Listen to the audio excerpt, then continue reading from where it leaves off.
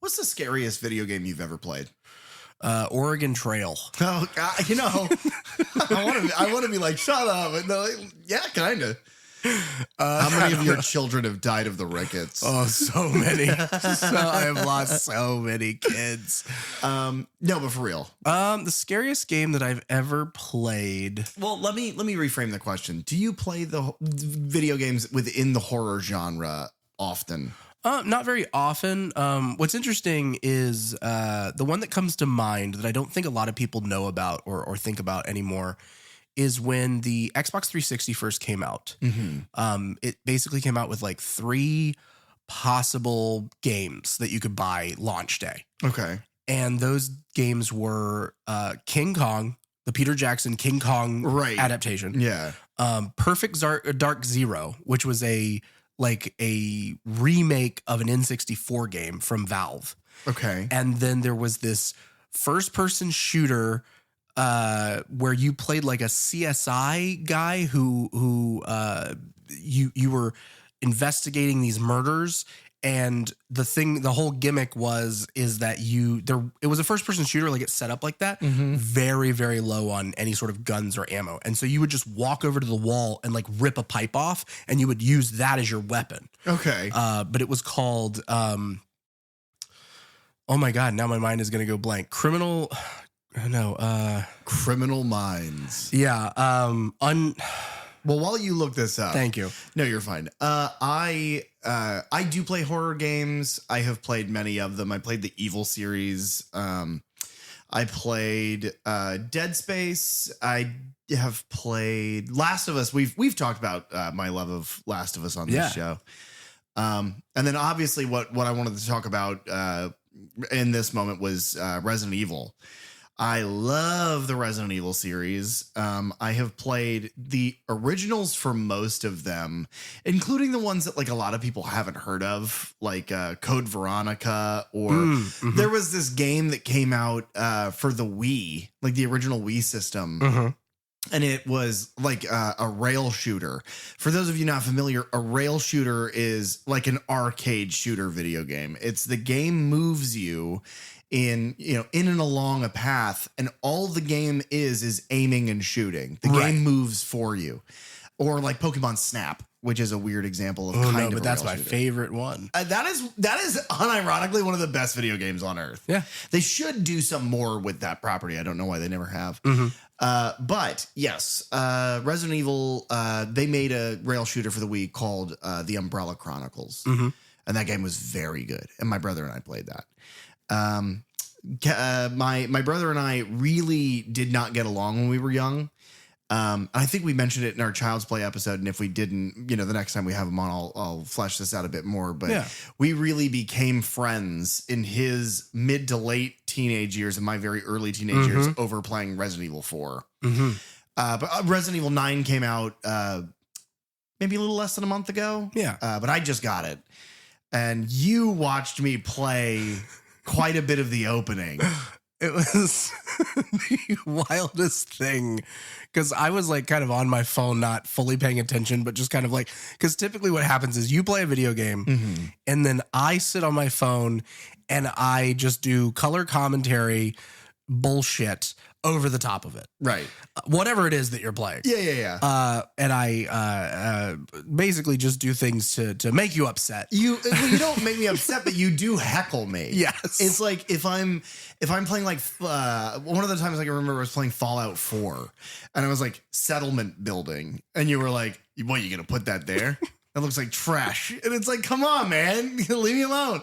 But yeah, you caught the worst, and I've only played maybe an hour of it. I really haven't had the time, and I'm very excited to continue doing that. Yeah. This is just a commentary on the first like 20 minutes. Right.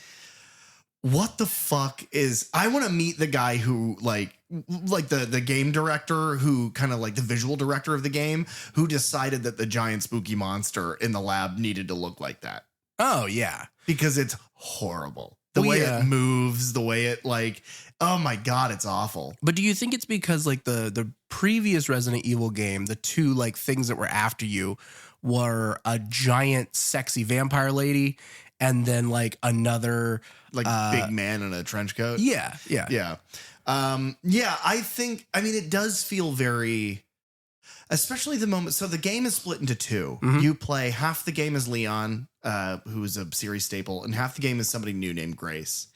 And I love this decision because right now those games are split into two. All the classic Resident Evils and the remakes of those Resident Evils are third-person over-the-shoulder action shooter games. The new ones are first-person shooter horror games.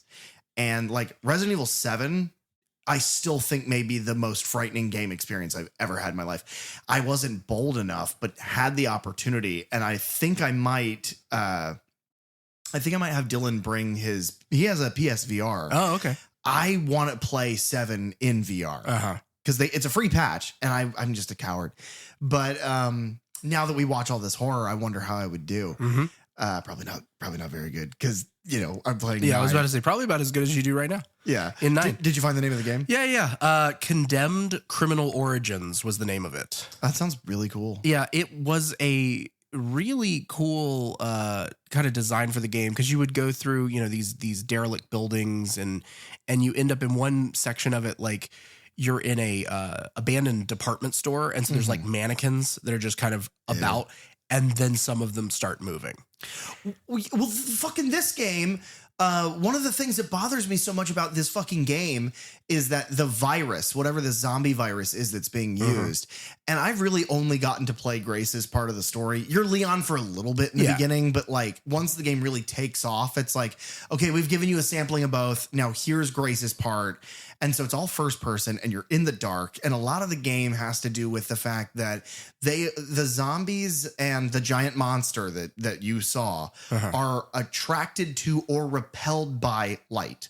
So you have light switches that you walk around and you can flick on and off, and it's part of the puzzle because there's no way you're killing all of these things. Right. You have to hide and run from them.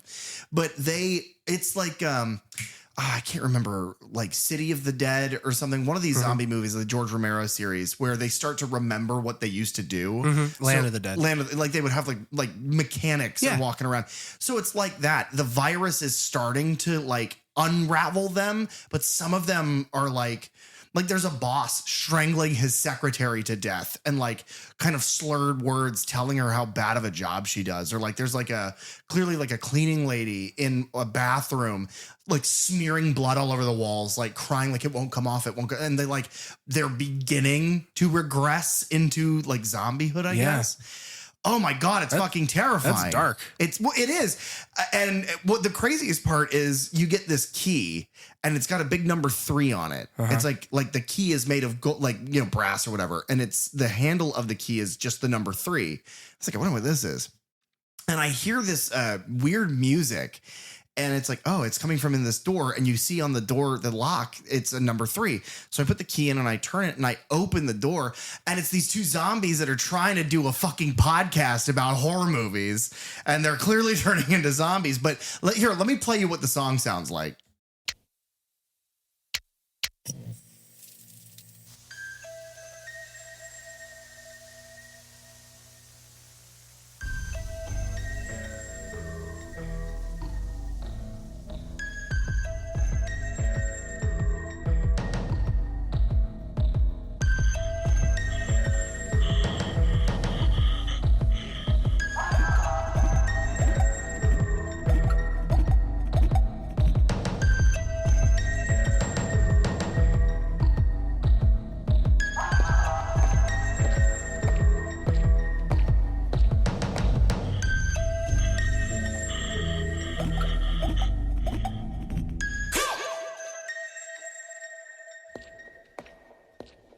Welcome to the Third Channel Podcast, where we delve into the horror franchises you love from the perspectives of a lifelong horror fan and a newbie to the genre. I'm PJ. And I'm Derek.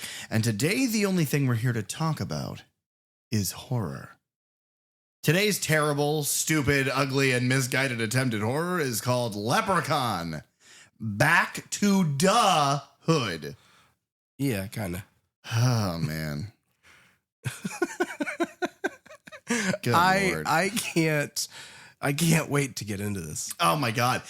It's because all week last week. I'm dreading talking about Leprechaun in the Hood. Mm-hmm. I'm dreading it because I remembered it was so terrible. Right. And all I could remember about this one is that it was tonally very different. Yes. Is all I could remember. Yes. Is that like Leprechaun in the Hood is the most farce that we were going to see. Yes. Which this series starts as a joke. Mhm. Like the first movie is so silly. The first movie feels like a parody. Mhm. And it just kind of slips further and further into that.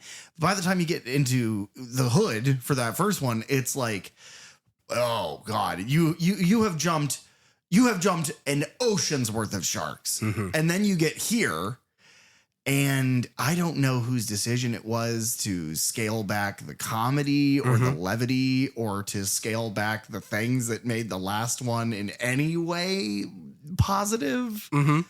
But that person is bad. Okay. I don't know. Because I feel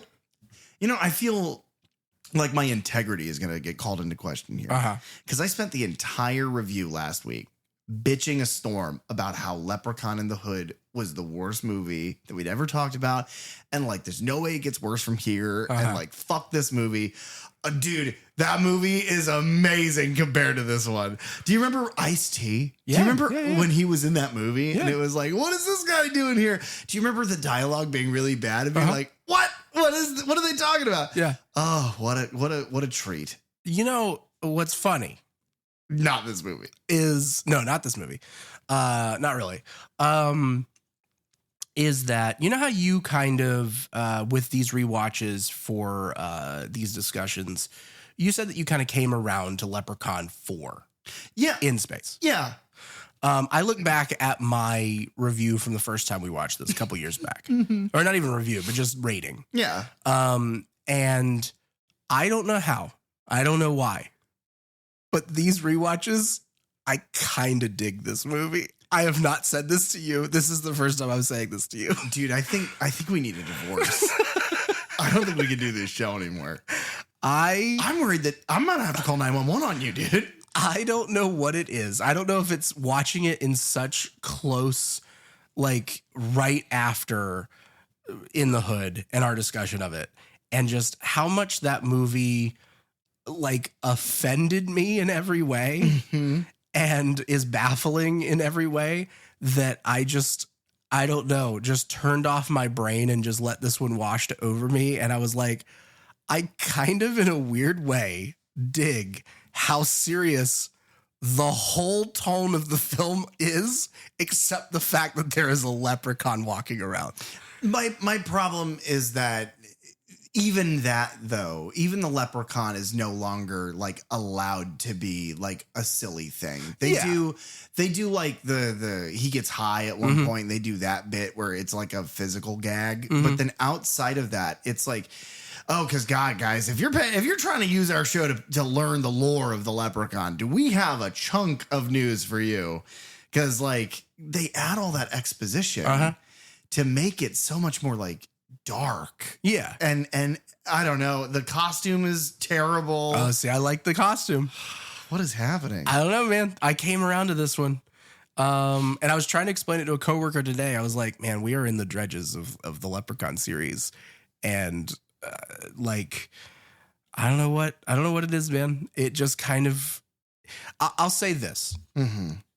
My rating on Letterboxd went up a full star on this one. I'm worried about you. That doesn't mean that it is a good movie. Much in the same way that you were like, yeah, Leprechaun 4 is not a good movie, but I liked it. That's how I feel about this. It's not a good movie pretty much in any way, but like I am not offended. I'm not bothered by this movie. The reason I think the reason that I came around to Leprechaun 4 is I think in our discussion, I kind of made the decision of like the things that are so eye rolly and like, oh my God, like what the fuck? Those moments, something clicked in my brain and it's like, I feel as though you could justify those decisions as intentionally over the top to parody something. So then I found it less offensive. This, I don't feel that there's any intention to do anything that I would enjoy in this. Yeah, fair. This feels like this feels like the bottom of the barrel CSI episode. Yeah. Yeah, I'm not trying to sway you on this. No, I know. Because you can't. Yeah. Because I'm locked in. And my opinions never change. Except they do all the time. And wildly, by the way. And like beginning to episode to end of episode sometimes. Yeah, that's true. Now, you and I normally fill this bit with when is the first time you saw this movie? Right. Usually that's the next question. But with these movies, we kind of paused that. Yeah. Because we saw them the first time together. Yeah. At, the grand majority of them. At my apartment. 2 or 3 years ago. Yeah. Yeah. So, but so what I have decided with the last one, and I'm going to bring it into this one too. Good. We're filling it with that little segment that we like to call Walker Watch, where we talk about a guy who I think is a giant troll. And what he rates these movies. For the record, your rating is now for this film 1.5 stars. Mm-hmm. My rating for this film is 0.5 star. That's what mine was. My review of it, scathing. Okay. I was very upset with this film. Then and now. Yeah, because I didn't read it before we went in. Before I watched the movie, I didn't want to poison my own well. Right. So I didn't read it. Because you might have a different, a new perspective. I did see what I give it. I was putting it on because I had just gotten out of work. And I'm putting it on. And I look down and I'm like, oh, God. I gave it 0.5. This is going to be terrible. This is going to be such a bad hour and a half. And it was. But Walker decided that this film, much like In the Hood, also a 4.5 star movie. A near perfect film. I gave Jaws 4.5 stars. Jesus. I gave Jaws. Yeah, what's wrong with you? That is a perfect film. I gave Jaws 4.5 stars because I have an issue with the pacing of the second act. Okay. There is a moment where it's just like, okay, let's go. And you know what? That dinged it 0.5 star for me. But it's Jaws. Do you know what I mean? Yeah. It's Steven Spielberg. Right. It's what is considered the first block. You know what? I'm going to give you this moment. Here's what I want you to do. I want you to tell the taste that lingered from watching this just kind of nebulously. I need a couple of sentences about, because I've talked about the things I really dislike about this movie. And you've said the things that you kind of like. Yeah. But could you nebulously fill this with a couple sentences of things that you don't like so that I can see what he gave Jaws? Oh, that I don't like about this movie? Yeah. The editing is not great. Sure. Especially, and I'm sure you will go over this, or we will, the use of like very easily plug-inable transitions between shots and scenes. And the cinematography, because there are too many shots in this movie that go out of focus or are out of focus for the entirety of them. And I'm like, why? Was no one sitting there looking at the fucking viewfinder? Out of focus. There's also so many shots where it's like, why is he in the bottom third? Yes, that is all over this movie. It's like what you're centered on a door frame. I don't understand and that. He's over there. Yeah. Like, yeah. And it's not like there's something in it's, the thing of it in that film, the thing where it's like the door frame and the camera's focused on that for a reason. It's to be suspenseful. It's like there's nobody thought that in Back to the Hood. Like this, there are shots in this that feel like movies that they watch on, say, Best of the Worst, where the people who are acting in the film are also the crew. And so they have set up a camera and then they have to hit record and then walk to the other side of the camera. But then somebody bumps it or pulls on a cable and it moves the camera slightly, but they don't have anybody to check that. So they just go with the scene and they're like, well, I guess that's what we have. Yeah. That's what several shots in this because this has to have been made before cameras of that quality had the flip viewfinder. Yeah, this is 2003. So the towers have fallen. Oh, good Lord. Between these two Hood films. Never forget the two Hood films. See, Walker gave Jaws 4.5 stars. Okay. So that's my score. So fine. But he puts Jaws and Leprechaun in the Hood and Back to the Hood. Even footing. But then he says, it's still, he gives Spielberg praise. And then underneath it, he says, it's still not as good as The Lost World. Okay. Wow. Right. I mean, as a dinosaur kid, I love The Lost World, Jurassic Park. Sure. But even that is not Jurassic Park. Right. Like, and it's no Jaws. Oh, no. If he had said Jurassic Park, fine. You can make that argument. Right. But, he's goddamn troll. I got to stop getting so offended. He's seething, guys. I just don't understand. Foaming at the mouth. I just don't understand. I don't know what to expect from the world anymore. And I, honest to God, think I might be at the end of my rope with this show. Might be. Brought to the end of my rope by Leprechaun. Back to the THA hood. Just wanted to start it off in a way that makes a whole bunch of people uncomfortable. Evil has a whole new rap. Jesus Christ. Spelled R-A-P? Yeah. Okay. Yeah. When Emily Woodrow and her friends happen on a treasure chest full of gold coins, they fail to heed the warnings. There's a typo in this. Heed the warnings of a wise old psychic who had foretold that they would encounter trouble with a very nasty and protective leprechaun. Protective obviously is insinuating that he's protective of his gold, but that's not what that sounds like to me. It sounds like, sorry guys, I can't go out. My overprotective leprechaun wants me to stay home. Yeah. He's worried about, it's like it's New Year's. People drive drunk. Yeah, that's true. You should look out there. Look out, look twice, save a life. I'm here for me gold. Yeah. Rory rides around on a motorcycle in this film. You got to look twice for him. Well, he rides around, but you don't have to worry about finding him. He smashes you with that bat that he's got. That little, oh my God, the little shitty baseball bat, the fucking Ice-T. In the 3 years, it grew up to a full-size baseball bat. Yeah, that Ice-T's character, Mac Daddy, is this Rory's, guy, Rory's great grandfather. Great grandfather. Because the 70s to the 2000s. Oh, man. I don't know. Our math is never good on this show. No. Leprechaun Back to the Hood was released December 30th of 2003. It is written and directed by Steven Ayromlooi. Oh. That's how I'm going to say that. All right. I'm sorry, Steven, if I messed that up. You deserve it. It is produced by Mike Upton. The cinematography, what there is of it, is done by David Daniel, who was a camera operator on Rob Zombie's The Devil's Rejects, Halloween, Halloween 2, and The Lords of Salem. Okay. And then he shot music videos for A Tribe Called Quest, 9 Inch Nails, Method Man, Old Dirty Bastard, Tupac, and Snoop Dogg, LL Cool J. Yeah, that's definitely why he... Yeah. Plus, he had shot Love and Other Four-Letter Words in 2007, My Girlfriend's Back in 2010, and then Rob Zombie's 31 and 3 from Hell. He also shot the whole 3rd season of Scream, the TV series. It's bizarre because I like most of that. Yeah. And this just doesn't feel like that at all. No. I mean, a lot of that, it's like a lot of cinematographers, actually a lot of directors too, like direct and shoot music videos, early in their career and then they move into. Sure. But yeah, and I mean, this takes place, or this is shot, I should say, several years before any of those things. So it's like he was cutting his teeth here. So it's like, his skills got better because he actually put the camera in focus. It is edited by Stephen H. Sloan, who was the assistant editor on Gang-related 97 film starring Tupac.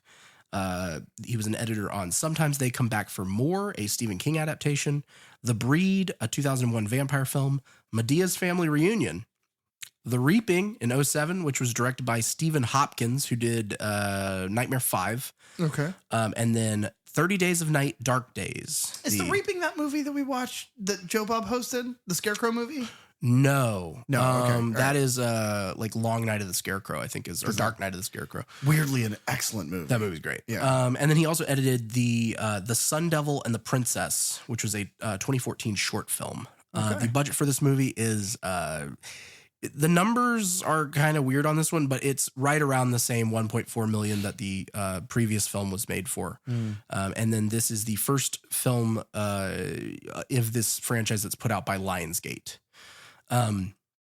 Writer director Steven Ayromlooi he did something called Return of the Sun Devil, which was an animated short in 96, a crime short called Nathan Grimm in 99, and then Love and Other Four-Letter Words, a rom-com from 2007, which starred Tangi Miller, My Girlfriend's Back, also starring Tangi Miller, and then a fantasy short called The Sun Devil and the Princess. So his editor worked on a couple of those things. Yeah, sure. It's, he keeps the same crew. Producer Mike Upton, we spoke about last week. He was the producer rather on The Wasp Woman, the 95 horror film, which was executive produced by Roger Corman. Leprechaun in the Hood, Diary of a Mad Black Woman, the Medea film. And then he followed that up with Medea's Family Reunion, the 2006 Black Christmas. And then he was the executive producer on John Wick in 2014. So that's what he would go on to do. This is incredible. You got to cut your teeth somewhere, man, and then you get somewhere else. But this feels like cutting your teeth. Like, you're on the diving board, you're getting ready to take the leap into the pool, and you cut your teeth because you slip and you smash your mouth into the fucking diving board and you break all your teeth out. Not like I'm making it. It's like, oops. Do you know what I mean? This movie feels like a oops. Like a oops. The Leprechaun, back to the oops. The music is done by Michael Whitaker, who had done the music on, I guess there was one season of a show called The New Addams Family in the late 90s that I didn't realize. Okay. He did the music for Nathan Grimm, written and directed by our director. Chasing Ghosts, which was a 2014 dark comedy starring Tim Meadows and W. Earl Brown, he's an actor who played Gale's cameraman Kenny in Scream. Oh, okay. He's been in a few things. He was also in New Nightmare in the Morgue. Yeah. Yeah. So New Nightmare, a film that had legendary screen performer Beans Morocco. That's true. My namesake. You know him. You love him. Bean Rocco. If you nasty. Rob Spera, the director of Leprechaun in the Hood, was apparently involved in this project in its early stages, and they had come up with two proposed stories, one set on Venice Beach and another set on an island during spring break.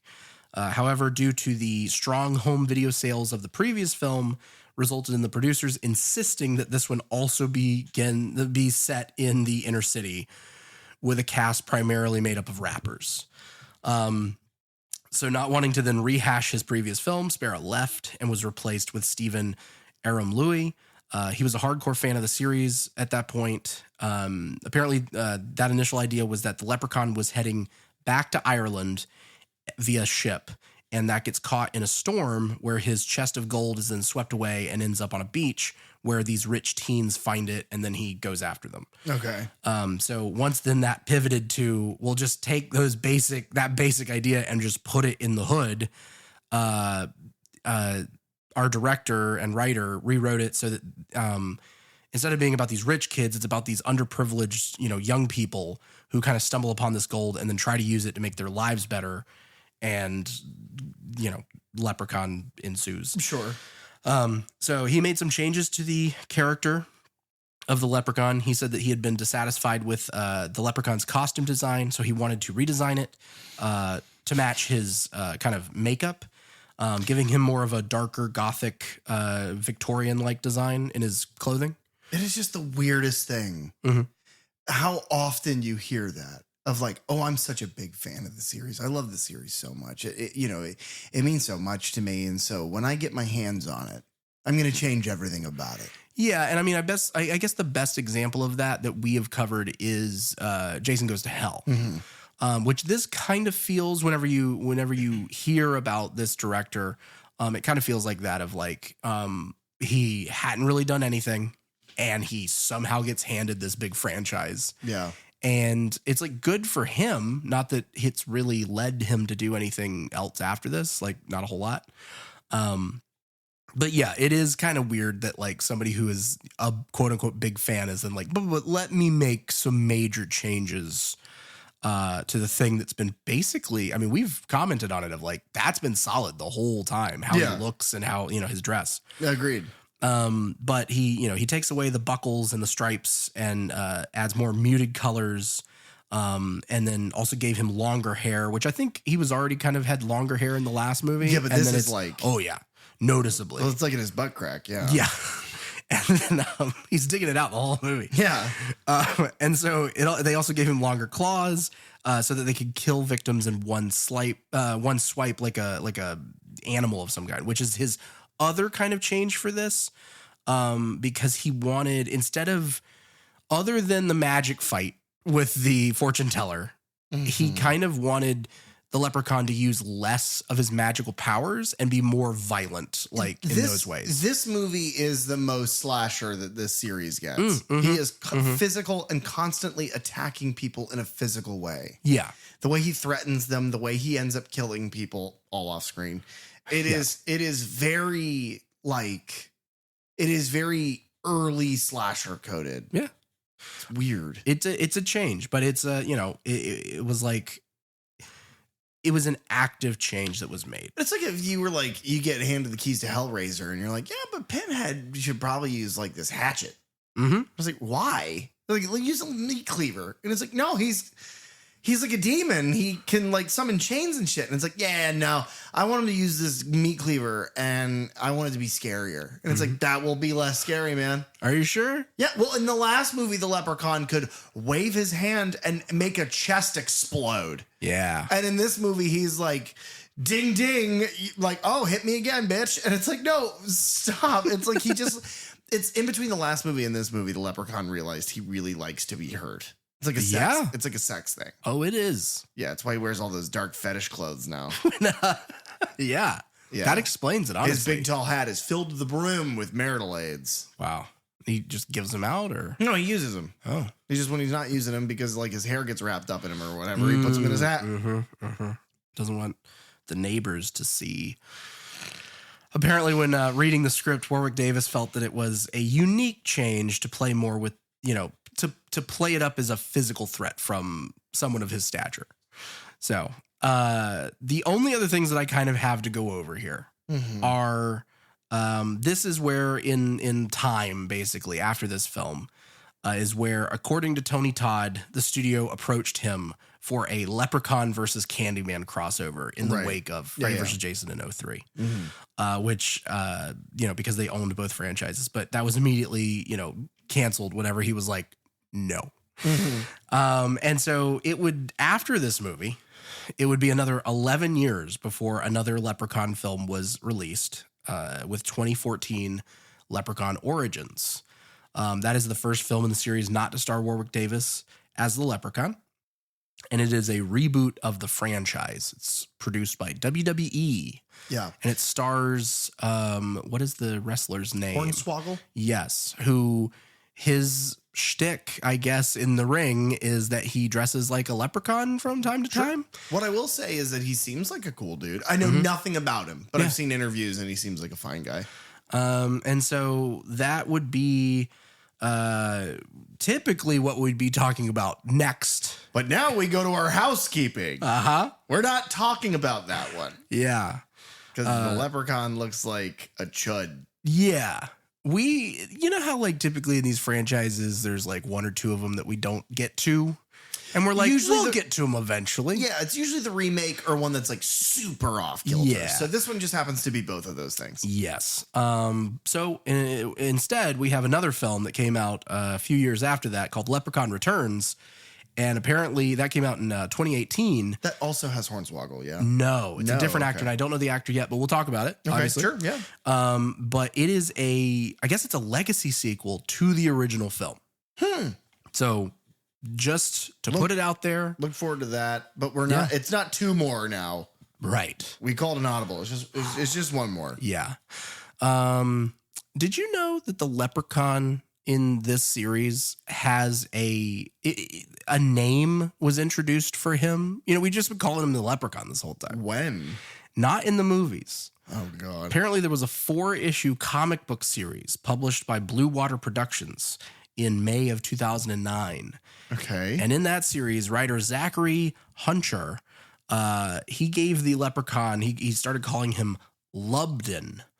And he was portrayed as the king and the last of his species.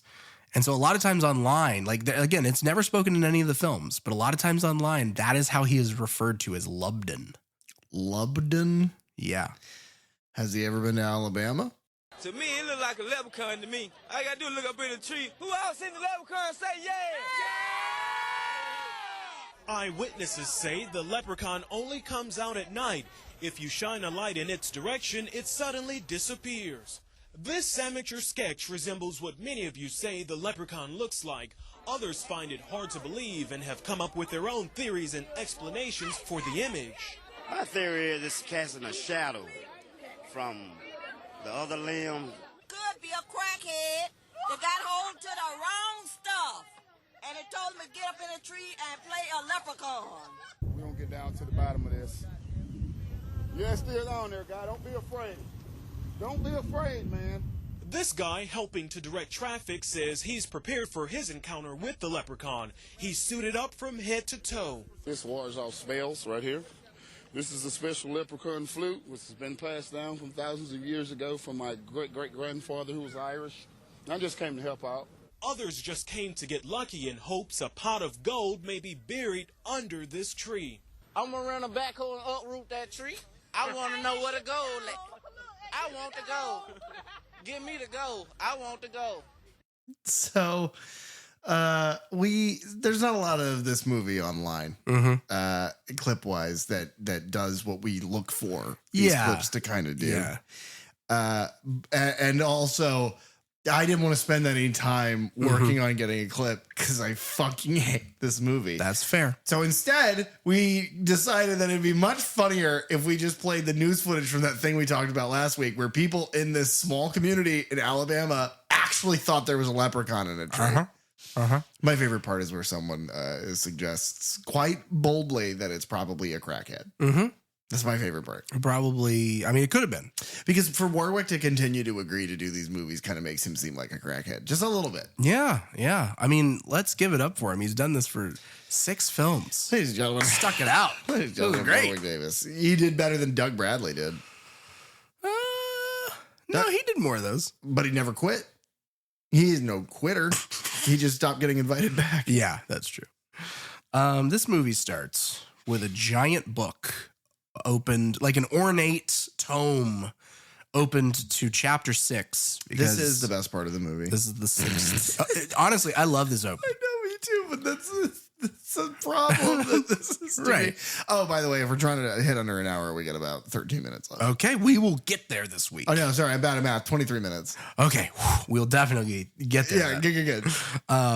Mark my words, folks. Don't look at the time. Don't look at the time on your phone.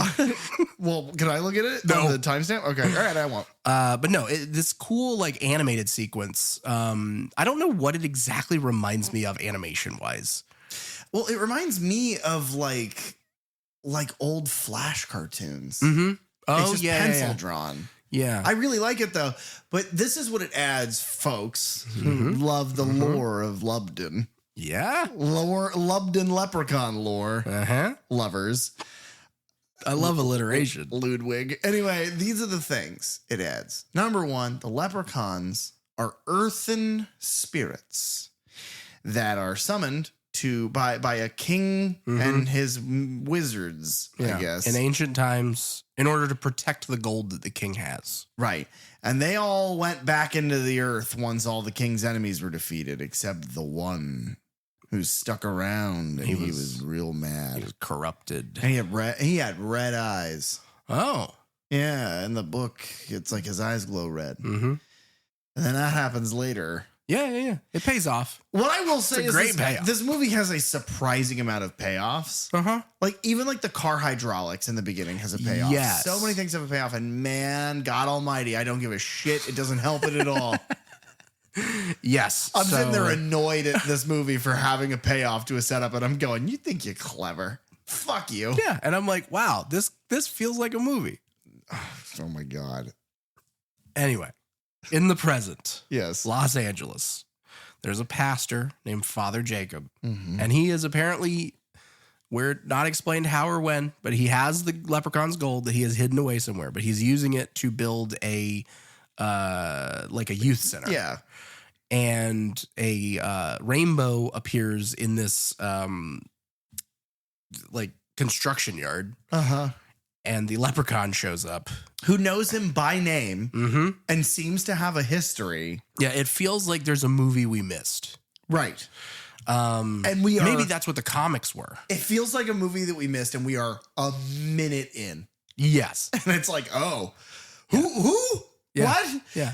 To me, I was like, oh, because I was like, oh, the costume's pretty cool here. Because I thought it was the thing of like, oh, this is earlier. Maybe he gets in. Like, when we we'll jump see forward, he'll be in his regular clothes. And then when we jump forward and he isn't, I was Gotcha. like, oh, I don't care for this at all. Yeah, the open, I guess, kind of the closest I can think of is it reminds me of the open of the beginning or the first film. So like whatever his name is comes home and it's like, oh, he's been on this whole adventure in Ireland and he's come back and he has the gold and then, oh, the leprechaun followed him and then, the whole thing starts. Fair enough. So it's kind of building off of that, I think. But basically the leprechaun shows up and is like, you can't hide it from me because my rainbow always points to my gold. Yeah. And then he's like, but I have holy water that's filled with 4-leaf clovers. He does. And he splashes the leprechaun with it. Yes. I will point out that, the first several times that we see the leprechaun, the shot is out of focus and he is in the bottom third of the screen. Yeah. And then we cut around to a couple shots and then we see that shot again, but reversed. Because the red girder that is in the building is on the other side of the frame. And it's just like. Maybe they were rebuilding the Twin Towers. Oh. So that one girder is for the North Tower and the other girder is for the South. You never forget. I can't. I talk about it too much. And I laugh and laugh. Anyway, a lot of moving pieces to this opening after a big storytelling exposition thing. There's a lot of then no more telling, only showing. So it's like, wait, what? Who? And then it is the thing of, and now I'm sending you back to hell. But they just said where he comes from, and it isn't a heaven or hell situation. Yeah. And then, but he's a preacher. Right. And so I thought, oh, okay, it's like, that's kind of the expectation. That's where that's where his thought process is coming from. And then the leprechaun is like, no, don't send me back. Yeah. And I was like, oh, so you are from hell? In almost every single one of these movies, he one of his little, if he's rhyming or not, one of his little things that he says is like, I'm going to send you to hell. Right. Very, very that. I will say one of the coolest lines to me that the leprechaun has ever said is in this scene because the preacher is like, splashing him with the holy water and he's like begging for his life basically. And he says something along the lines of like, you may have stolen the gold, you may have stolen me gold for God, but you still have to pay the devil his due. And it's like, that's a really cool line to me. So yeah, I think it's cool. I think my problem with it immediately is like, you stole the gold for God, but you have to pay the devil his due. It's like, he has to pay you a percentage. Yeah. It's like, what tax does a leprechaun take for people who steal everything? Well, they'll figure it out. Normally he just hunts them down until he either gets it or he's destroyed. Yeah. But instead this time, the preacher, it's kind of, funnily enough, it's kind of like the end of Jason Goes to Hell because hands reach up out of the dirt and grab him and pull him down. I like that. I like that until later on when our main characters are in the same area and they just fall and there's like an underground chasm and it's like, so then where were the hands pulling him down from? You're taking that too literal. Yeah, I know. That's I famously do that. Yeah. Jacob also dies. We have like 900 episodes. Listen to them. Too many. Yeah. 1 year later, we've got basically our first scene with these guys is just kind of to establish who and what they are to each other. Emily, Lisa, and Jamie, they're standing outside of the now abandoned youth center and like because it hasn't been built. And they're talking about how like, we can't ever have anything nice. Just when something good is going to happen, something bad happens. And they're like, well, where do you think all the money went? And they're, the whole thing must have died with, Pastor Jacob. And what I will say is that Jamie of these characters, Jamie is the only character that I think is a character. Okay. Everybody else is exactly the same. Negative attitude, sassy with each other, and then borderline mean just constantly. Everyone's in a negative attitude the whole movie. It's like The only time people aren't being like shitty and like purse-lipped are the couple scenes where people are like fucking each other. Mm-hmm. Which, by the way, there's a weird moment in this movie that we'll get to, but I'm gonna try not to forget about. I'm gonna try to not forget to mention the ball grabbing. Oh, I know what you're talking about. Yeah. Super weird, super graphic, like Yeah. unexpectedly pornographic. Yeah. But yeah, no, Jamie is like he's the dumb one and like the silly one. Yeah. But at least that's something. Do you know Yeah. what I mean? At least that's a different flavor. And then by the end of the movie, he's a dick too, and it's just like, all right, never mind. See, it's like this to me, almost like the way that they treat this thing and everybody takes everything so seriously is like we're doing like Boys in the Hood or like Do the Right Thing and then a leprechaun's there. Like Yeah, it's it reminds that's me what I of- mean is like it's just I don't know, something weird about and funny to me about that situation. And I see the irony, and I do think that that's funny. But I had to watch it for so long today. Yeah. And so a big thing for me is the dialogue and the actors, like the caliber of performance, is so weak that it reminds me of an episode of Degrassi that a leprechaun is in. Yeah.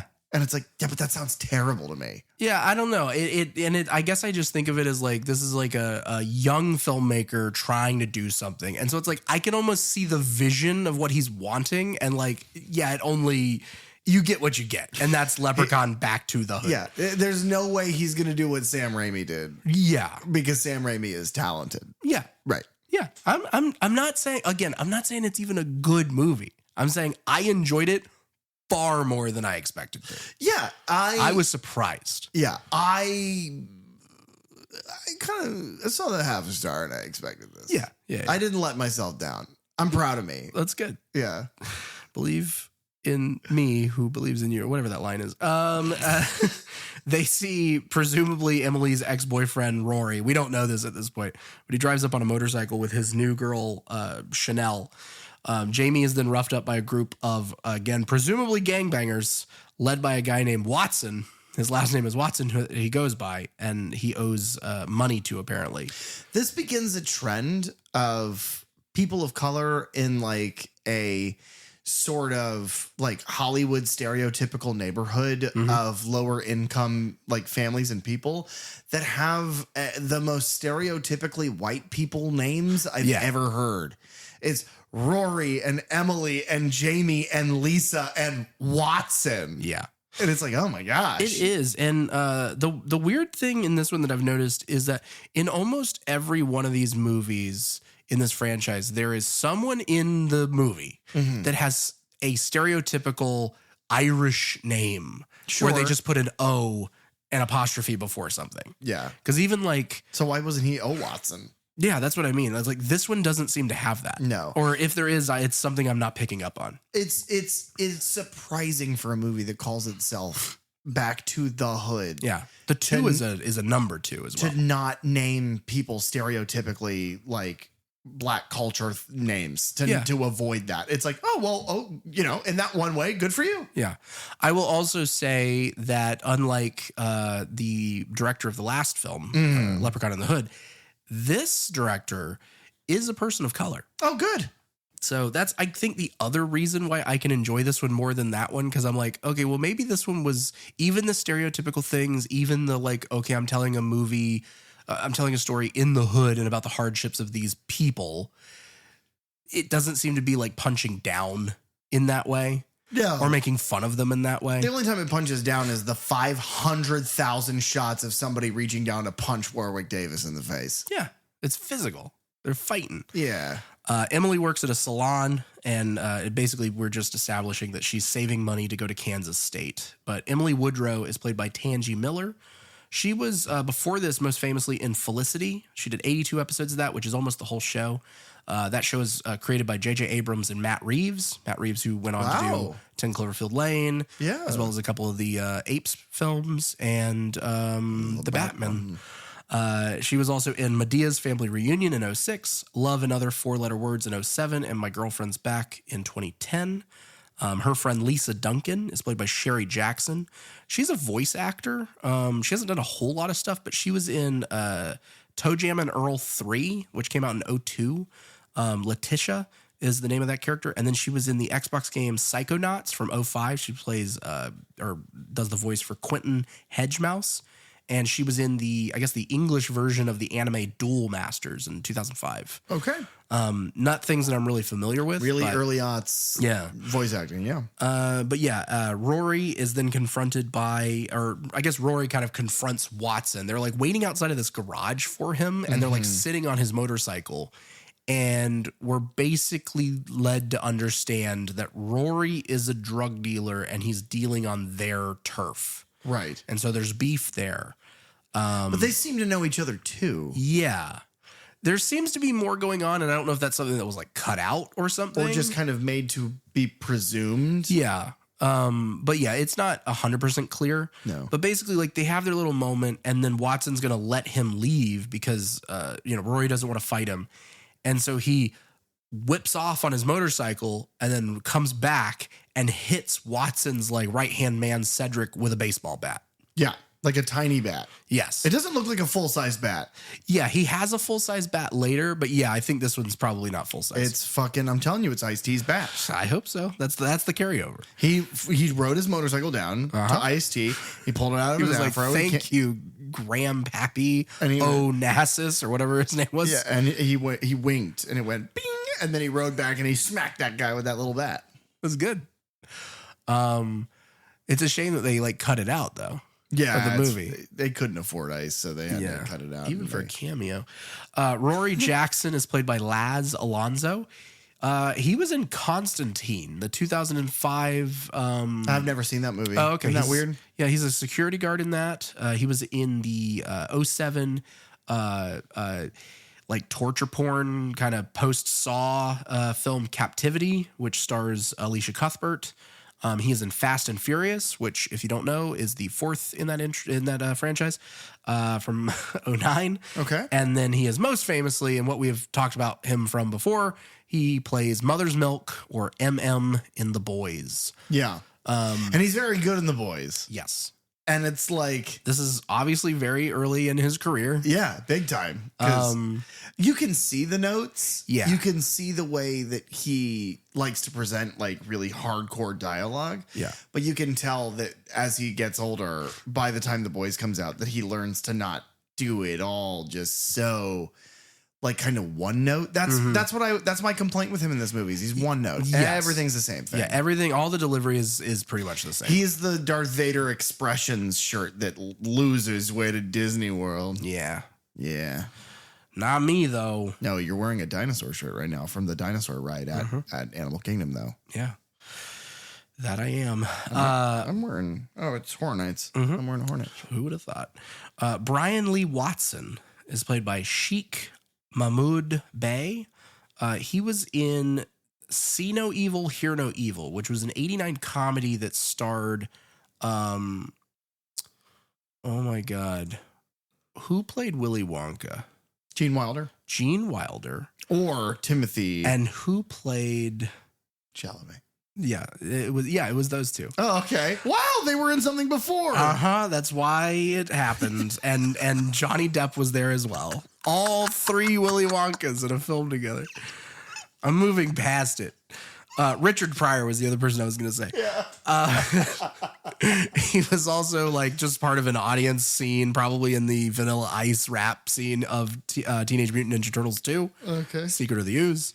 And he is in the 96 comedy film Joe's Apartment, which is the one where it's a guy with a very dirty apartment and there's a musical number with some roaches.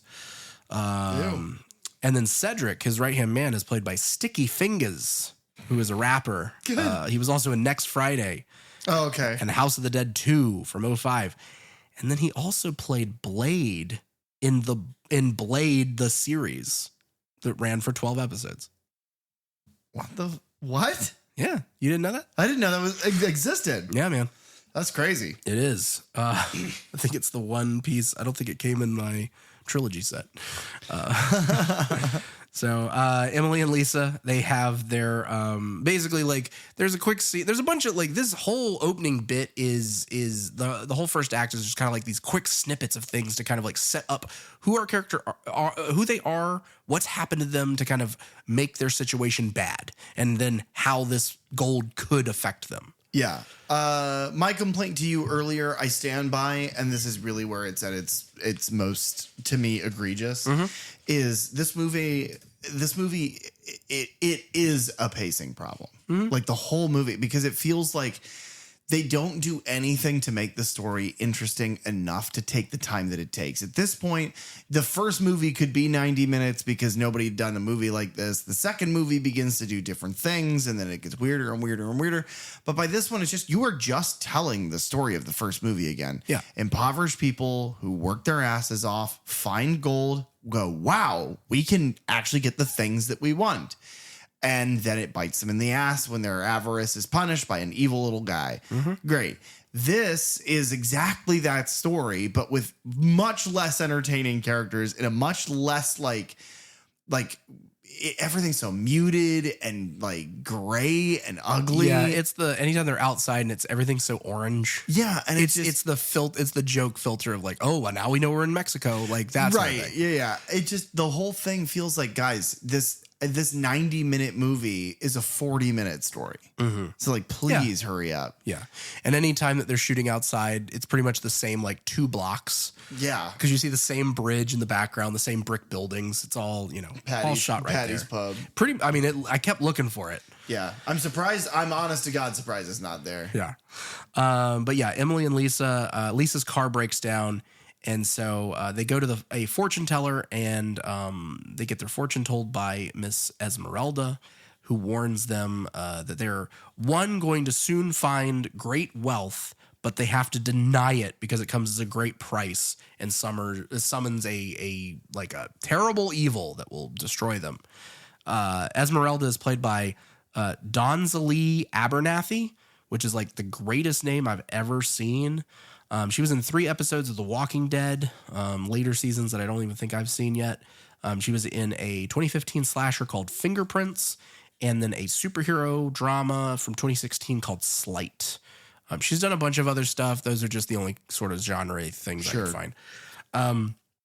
The funniest bit here is that like they go in and she is, you're thinking that she's a charlatan and she's faking because she seems to guess their names. Like whenever, like she guesses Lisa's name, but she gets Emily's name wrong. I think she calls Emily Erica or something like that. Yeah. And then throughout the scene, anytime she keeps using their names, but like she'll get one of them right and one of them wrong at different points in time. And she just keeps calling them different E names and L names.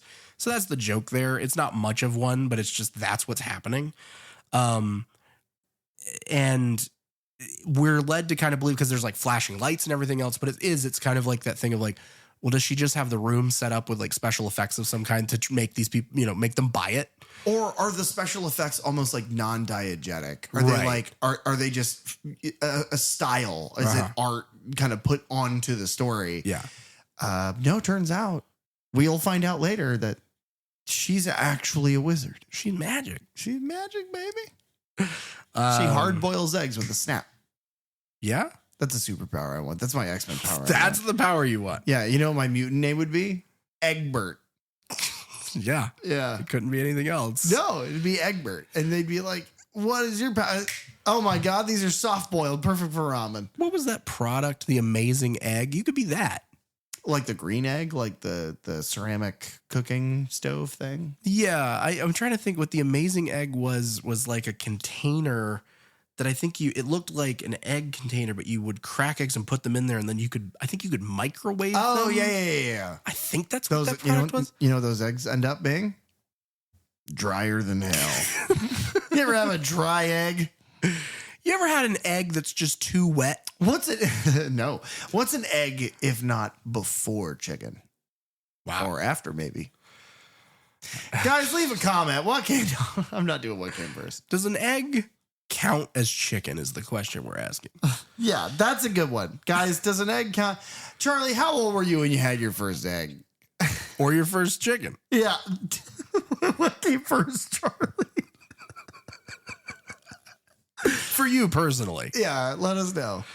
But yeah, we get a scene. We get a bunch of like cutaway scenes that happen. I mean, literally, like they're 1 minute long, and so I'm not covering them. But it's like, why did we cut this the way that we did? But Jamie confronts Rory about weed that he sold him that has 4-leaf clovers in it. Yeah, that thing that's miraculously impossible to find, and he's taken them and put them in a dime bag. Good for him. This is where they introduce in this film the term ninja. Yes. I don't know if this is something we even want to cover or try and tackle in any way. One of them, Jamie calls Rory ninja, to which he's like, what? And he's like, yeah, nobody uses the N-word anymore. Now we say ninja. And so it becomes like a way that, to my mind, it is an excuse so that you can have Warwick Davis almost say the N-word. Yes. And that doesn't play at all. And it's cringy and very strange. Yeah. He had some comment about it in the little special features thing where he was like, and like, I have this line that they assured me would not be offensive to anyone. But I don't know. Warwick's like, I thought for certain this would get me the pass. It's like, Warwick, stop. No. I've done 2 of these movies in the hood. He's like, I think I should get one. I only do these movies for free gifts. The first one I did because I really dug the shoes. The third one I did because I wanted a bunch of free fake poker chips. And it's like, what? Yeah, it's like I have a table set up at home. Okay, we're done. It's an hour and a minute. Oh, okay. Well, we're basically done with the first act. Yeah, guys. So then we'll see you next week for the rest of this movie. No, God. Jamie Davis is played by Paige Kennedy.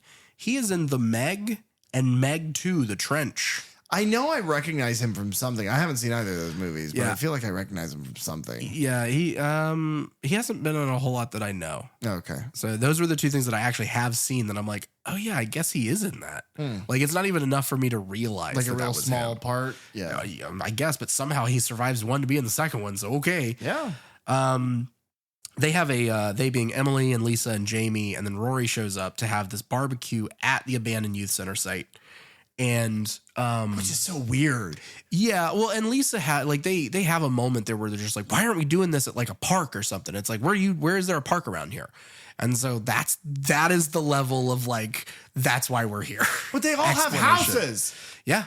I don't know. These guys have houses, whereas the guys in the last film didn't. No, they slept on a roof. This feels, I don't know. It doesn't feel lazy so much as it feels like it feels lazy. Not in the sense of like, oh, well, the script just calls for them to be here. But it's like the script could call for them to be there in a million ways. It feels lazy beyond that. It feels like, I don't give a shit. They're having a barbecue. I don't know. Yeah. Just do it. They being Emily and Lisa get upset with Jamie because from the street across parks his motorcycle and walks up Rory, who's like, what? Because they get pissed and they walk off. And he's like, did you not tell them I was coming? And Jamie's like, man, I forgot. I'm sorry. Yeah. He's not very smart. No. That's his or he's just stoned all the time. Yeah. I guess is more his thing. Just like Buddy, my dog. Yeah. Yeah. Who is the thing. Yes. But yeah, Emily and Rory, they have a past together. They were in a relationship. They kind of have a heart to heart here about that because their relationship came to an end because Rory started dealing drugs. And she only ever listens to Postmaster P because she likes an anti-violent, anti-drug, respectful to women in your family's positive message. That's a good pull. Yeah. And he was like, I'm listening to Stray Bullet. Rest in peace. R.I.P. But yeah, trying to leave, Emily falls through a hole in the construction site. And yeah, like you said, she falls into like this underground. I mean, it's like an underground sewer system, but it's like brick archways and roots and things. But you're building a skyscraper on top of that. Did nobody do a land search? It's going to collapse. No. They're using How do you build a foundation down into a weird rusty catacomb? They'll figure it out, man. Well, the Lord provides. The leprechaun can't even help, dude. He's not magic in this one. Unless he's going to fist fight physics. Does a lot of that. Wait, he does? Yeah.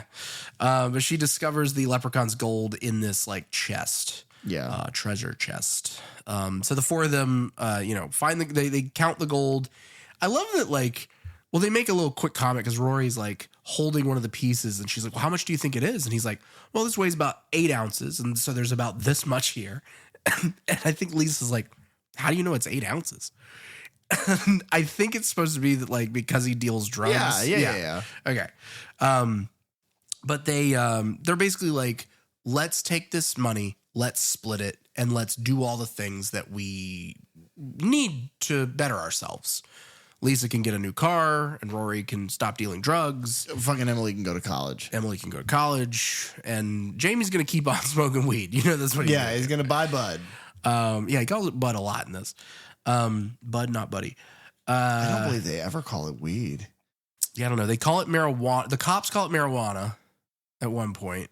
Because Jamie is even like, oh yeah, my grandma's Italian. She loves oregano. Yeah, that she does. I don't know. Maybe. Who cares? But yeah, they are unaware that they have, I guess, in disturbing this gold, have reawakened the leprechaun. And so he wakes up. They play footage from the beginning of the movie of him being dragged down by the hands, but they just play it in reverse. Yeah, and then he is like, he looks around and he's like, all right, where are some doorways that I can lazily walk into like I did in the last movie? Dude, he loves to walk in a doorway. He also loves to teleport in this movie because he does it once. At least one. Well, yeah, we see. You mean on the rainbow? No, not even. I mean in the salon spa thing that Emily works at. Okay. I think he does it a couple times because there's several moments where like they leave a room and they run in another direction and then he's also there. We just don't ever get to see any of the like, right. He doesn't become a skeleton first and then his skin grows on. Are you talking about fucking Will.i.am's character in X-Men Origins Wolverine? Yeah. Were you talking about that? Or were you talking about Dr. Manhattan? Yeah. Guys, leave a comment and let me know what you think Derek was talking about. Was he talking about Dr. Manhattan? Was he talking about fucking Will.i.am's character? Or was he talking about Yeah? Did you call me Blob? But yeah, life is, they do all the things with the money. They're good. And then the leprechaun is like stalking them. And he's just, I love this shot because, and it's funny because of our clip, that the leprechaun is just up in a tree. Yeah. That's why we picked that clip, guys. They go up there, guys. Mm-hmm. So let's cut to Jamie's party. This is where Jamie shows basically another guy at the party all of his bongs that he has because he is a one-note character. Yeah. Who loves Bud. And the leprechaun shows up. Yeah. And walks in a door. Mm-hmm. This is the first of many. It might as well do like the.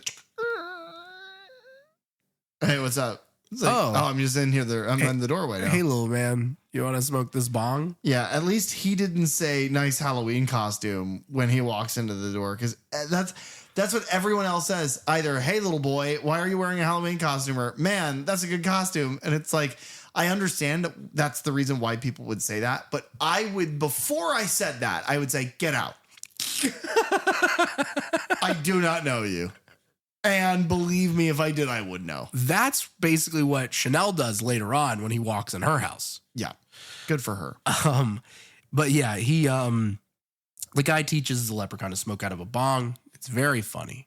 Everyone laughed until the leprechaun spots that he has one of his gold pieces that this dude has like stolen from Jamie because it was like laying out on a table or something. And so he immediately like snaps to of just like, wait a second, you have my gold. You're going to give that to me. Mm-hmm. And he's like, you came in this room and I showed you I smoked weed with you and now you're trying to steal my money. Well, and he says, I think this is where it begins. It's like, you have stolen what was stolen from me. And he says that goddamn 50 times. And so, yeah, he impales him with the bong. I actually like that shot. Because then the bong immediately starts to fill with blood. Yeah.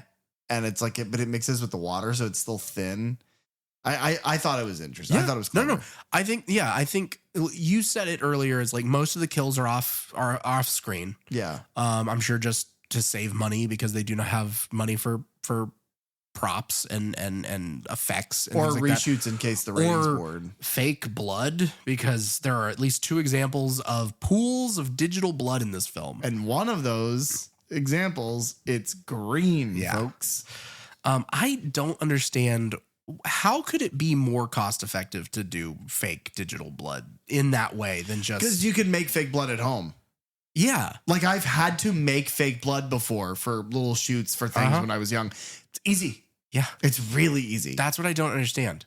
So, but it happens, a couple times. Yeah, in this. you just pee really hard. Right? That happens to everybody? No. I gotta go change my man pon. I gotta use those because of the blood. Yeah, you certainly should. But yeah, there's this. So not only, I guess we haven't really touched on the page wipes and the pinwheels. No, but in my Letterboxd review, I wrote that. I said that this is the first movie that was ever edited professionally in iMovie. Yeah, it does feel like that. The editing is that. And it happens a lot in the beginning, and then it kind of tapers off, and I'm like, oh, maybe they like realized don't do that. And then no, at the end, there's still a couple like pinwheels that happen. But the other thing is that the audio mix in this film is awful. Awful. There is parts where like, kind of like in that one scene in Halloween Resurrection where they're doing the auditions and the music is far too loud. Yeah. That's this whole movie. Good pull. Yeah. Anytime that there are songs, and there are a bunch of them, even though it's not used in the same way as In the Hood, because that is about rappers. And so there are like 5 music videos more or less throughout the film. This is just like soundtrack, but it is mixed too loud. There are several times where, and I notice it mainly with Jamie, where they almost turn his audio down in several moments to where like the joke that he's making, you can't even make out. If I didn't have subtitles on, I wouldn't know what he's saying. Now, what I will say is that for your general audience who's watching this film without subtitles, missing out on Jamie's jokes is actually a goddamn blessing. Yeah, I'm not saying they're good. No, I don't know what the opposite of good would be if you had to define it by one word, but it would be really bad. That's wonderful. Thanks, man. That was great. Thanks, dude. Yeah. But this is one of those scenes where I think it really hits home because like Rory shows up with his new girlfriend, Chanel, and there are these couple of shots where Emily is dancing and they come in and they're dancing and then they're like reacting to each other being there. And like, they're, how dare he bring her here and this and that. But then like the audio just keeps dipping behind the music. And it's like, are we supposed to be getting anything out of this dialogue? It's like, oh my God, is the music in the movie being picked up by the boom mic? Why were they playing it live in that room? Well, to get the dancing together. Oh yeah, because they can't dance, at the right beat. So that's what's happening is the boom mic is sweeping across the scene as the camera's panning, and it's like.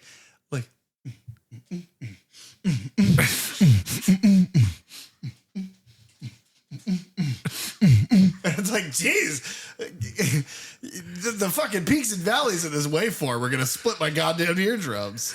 But this is what we do in Hollywood. Hollywood. But yeah, they end up, Emily and Lisa end up finding the body of this dude who was killed with the bong. And then the police show up to arrest Jamie for his literal trash bags full of marijuana. Okay, here's the story. All about it's, how my it's life all got- alleged. Okay. The story's all alleged. I'm not going to Okay. besmirch the man. It's all alleged. A few years ago, probably a little over a few years ago, Alistair and I lost my Uncle John. My Uncle John was one of my favorite people of all time and just an absolute insane person. He was wonderful. He did a lot of odd jobs. Like typically what he did was contractor work and like maintenance work. Okay. But every so often you just need extra money. So like he did all kinds of odd things. The biggest thing that he wanted to do and what I think he was best at is he was a blues musician, but he would do like dip into like he was a substitute teacher for a while. He did substitute teaching at Alistair and I's high school. I mean, they'll let pretty much anyone do that. Well, yeah, they would have had to for my Uncle John to do that. But he used to tell me these stories about like growing up and like the weird shit that they would do. And he had they have like a couple families away cousin. Okay. Named Todd that was John's age that they grew up with. And cousin Todd would like some member of his family was a drug dealer, was like in like the late 70s, early 80s, dealt pot. And he was like, oh yeah, it was like the bunkest, shittiest, need to smoke way too much of it to get you high because it's like been in the sun or like in a hot car. But they would be trash bags of weed. And like Todd would be like, yeah, he said that he wasn't going to be able to sell any of this, so he just gave it to us. And so they would go to like cigar factories that are, we live in Tampa, so there are cigar factories, and they'd be like, hey, do you guys have any like sheets that you're getting rid of? They'd be like, yeah, those are over there. And so they would take like stale, over humidified cigar paper, like cigar tobacco, and roll cigars worth of the crappiest weed you've ever seen, and then sit on top of an old Grand Am in a driveway and just smoke weed for hours. And he was like, and then as I get older, I meet more people have better weed. And then he's like, and then at one point I smoked this joint like 5 years ago that some guy I knew from work, and he's much younger than me. And he's like, oh no, my hookup's really good. And he's like, I took 2 hits of that. And I was like, I'm going to die. And he's like, I don't know if I'm older or if it's just the marijuana technology has gotten so much better. But yeah, trash bags of weed, man. That's a real thing, I guess. That's amazing. Yeah. A cigar of weed. I am going to have to tell better stories about my Uncle John at some point, because the only time I mention my recently deceased uncle cannot be to talk about weed trash bags. Well, what did you think about the Leprechaun franchise? He didn't see it because he had taste. Oh. All right. Hollywood. The cops here, Officer Whitaker is Chris Murray. He was in Dante's Peak, a volcano film from 1997. He's also in a 2018 horror film called The Final Wish, which starred Lynn Shay and Tony Todd. And then Officer Thompson is played by Bo Billingsley. Probably pronouncing that wrong, but he was in the 1988 The Blob. He is in Halloween H20. Character named Fitz, who I cannot place with a name like that. Which is funny because I know his face, but I don't remember him being there. And you also probably know his voice because he is the voice of Jet Black in Cowboy Bebop, the English. Did you know that I've never seen Cowboy Bebop? You've never seen Cowboy Bebop? Never seen it. It's the greatest anime of all time. Well, yeah, you've seen it because you have taste. Yeah, thank you. I haven't. We've also seen Leprechaun, Back to the Hood. Hooray. So it's Emily's last day at the salon because now that she's made her money and she can go to college, she's leaving. I hate this entire sequence. Okay, fair. Everything about it feels the dumbest screenwriting decision that you could make. It's why have this in here at all? Yeah. What does it serve? The only thing that it ends up doing, one, it is and I'm not defending it. This is a dumb scene. I'm just trying to rationalize your question.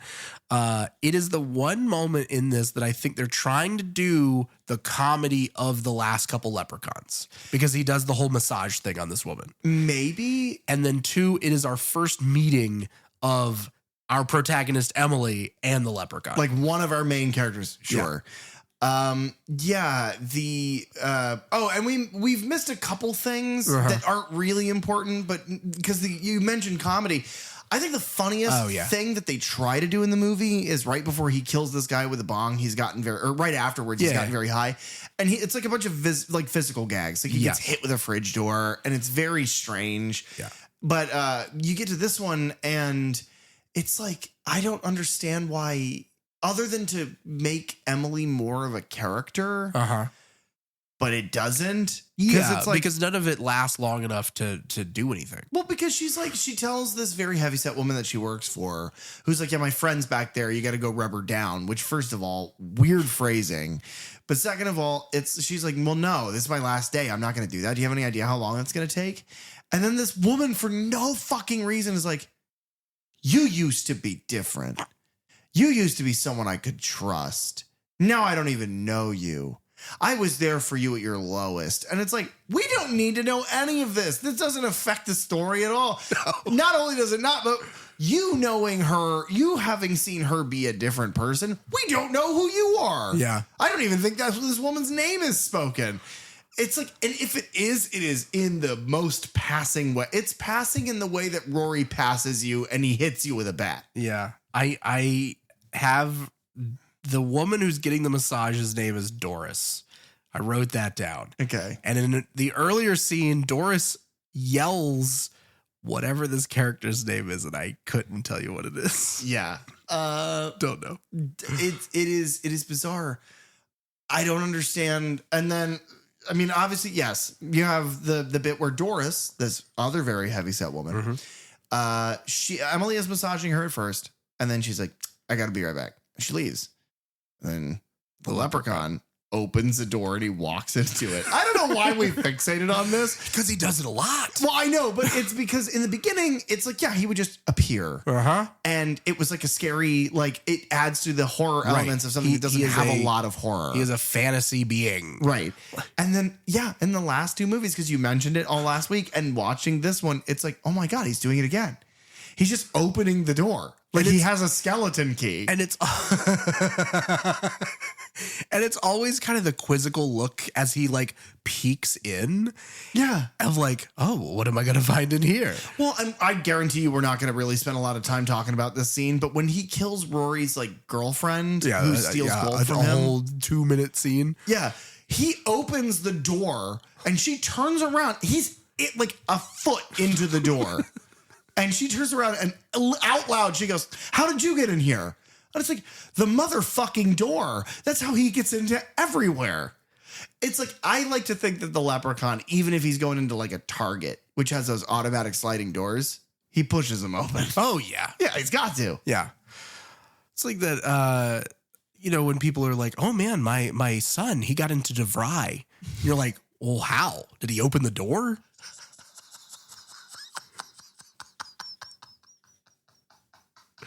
I hope that joke plays. I have no idea. I really hope that the people who listen, because the kind of people who listen, no, they wouldn't go to DeVry. No. You guys all went to Harvard. Yep. But yeah, I like the comedy of him, like just the shots of Warwick really playing up the massage. Because Warwick Davis is funny. He's very funny. He's a funny guy. Yes. And the leprechaun, Lubdan, he's funny. And so I will never understand. It's like, it is in the inverse. It's like if you made Candyman start saying one-liners. Yeah. It's like, that doesn't make any sense. He's like, looks like I just got you hook, line, and sinker. That's good. You want to start working on the next Candyman script? No, I don't think I should. Yeah, we're probably not the right two to do it. No, I'm going to write a movie called Man Candy. It's about Dylan. It's just porn. Yeah. Still about Dylan. Dylan porn. But yeah, he ends up strangling. You just imagine Dylan in his car listening to this episode. In like 6 months, we're going to get a text message just like, guys, what the fuck? Don't talk about me like that. Give us your goods, Dylan. Man Candy. But yeah, he's he ends up strangling this lady and attacking Emily. Yes. And they run into the salon room, like where they do haircuts. The woman who's dying, Doris, her death performance is hilarious. Yeah. She's like, oh, and like she really overdoes it. Everything that her whole performance is at an 11. It is very like she would be one of Medea's friends in a Medea movie. Yeah. Yes. And who knows? She might have, because I didn't look her up. Good for you. I made some choices. But yeah, she runs in this room and they have this little tussle, but she escapes because she takes an electric razor and shoves it into his eye. Why does he lose his eye so goddamn Always often? his eye. Like, I'm glad, like, that is a through line, not through all the movies, but through like at least half of them. Yeah. Whatever the first movie that did that was, Warwick Warwick kept that eyeball prop. And so they're like, well, we don't have any money for special effects. And he's like, guys, I got me eye. do you have some CG He's blood? like, I'm getting me eye. And they're like, yeah, CG blood is the only way we can do this. Yeah. That reminds me of, for those of you who don't know, because you and I used to work for Apple. For those of you who don't know, smartphones have a sort of like a VIN number for vehicles. It's a specific number to the phone. It's called an IMEI number. And when you said that, all I could think is IMEI. I don't know. I'm just trying to make this entertaining. Yeah, you're talked about my uncle. Talked about shooting a porn with Dylan. Yeah, dude, knocked him dead. Well, no, but I'm probably gonna have to knock him out. Yeah. This is so. The strangest thing I think about this is like she escapes. She runs to. Somehow she knows exactly where Rory is. She shows up there and she's like, you have got to stop spinning that gold because there is a leprechaun and he is after us because we stole his gold. And I go, how do you know this? And watching it a second time, very quickly, and because it is low in the audio mix, he does say, you stole, like he says, where's me gold? Which he loves to say. But he says that in that struggle. But somehow she puts together from this one line of dialogue and seeing a leprechaun, she puts together that there is a leprechaun. He is real. He is after us because we took his gold. He also must have then killed that guy at the party with the bong because she says that to Rory as well. Yeah, she's puts it all together because she has a really good education from DeVry. Okay. Yeah. Thank you for solving that for me. Yeah. She opened the door. I just think that there are, like, this is the first time that we've seen that. Typically in these movies, it's like, there is a leprechaun after us. And it's like, get out of here. Leprechauns don't exist. And that goes on for too long. Right. And this one, they're like, no. She knows and she believes immediately. And then we just got to go. Yeah, Jennifer Aniston could have used some of that. Yeah. In the first movie, fucking 70 minutes in, she's like, what are you? It's like, he's like, I've said it like 30 times. Everyone said it. Now give me I me gold.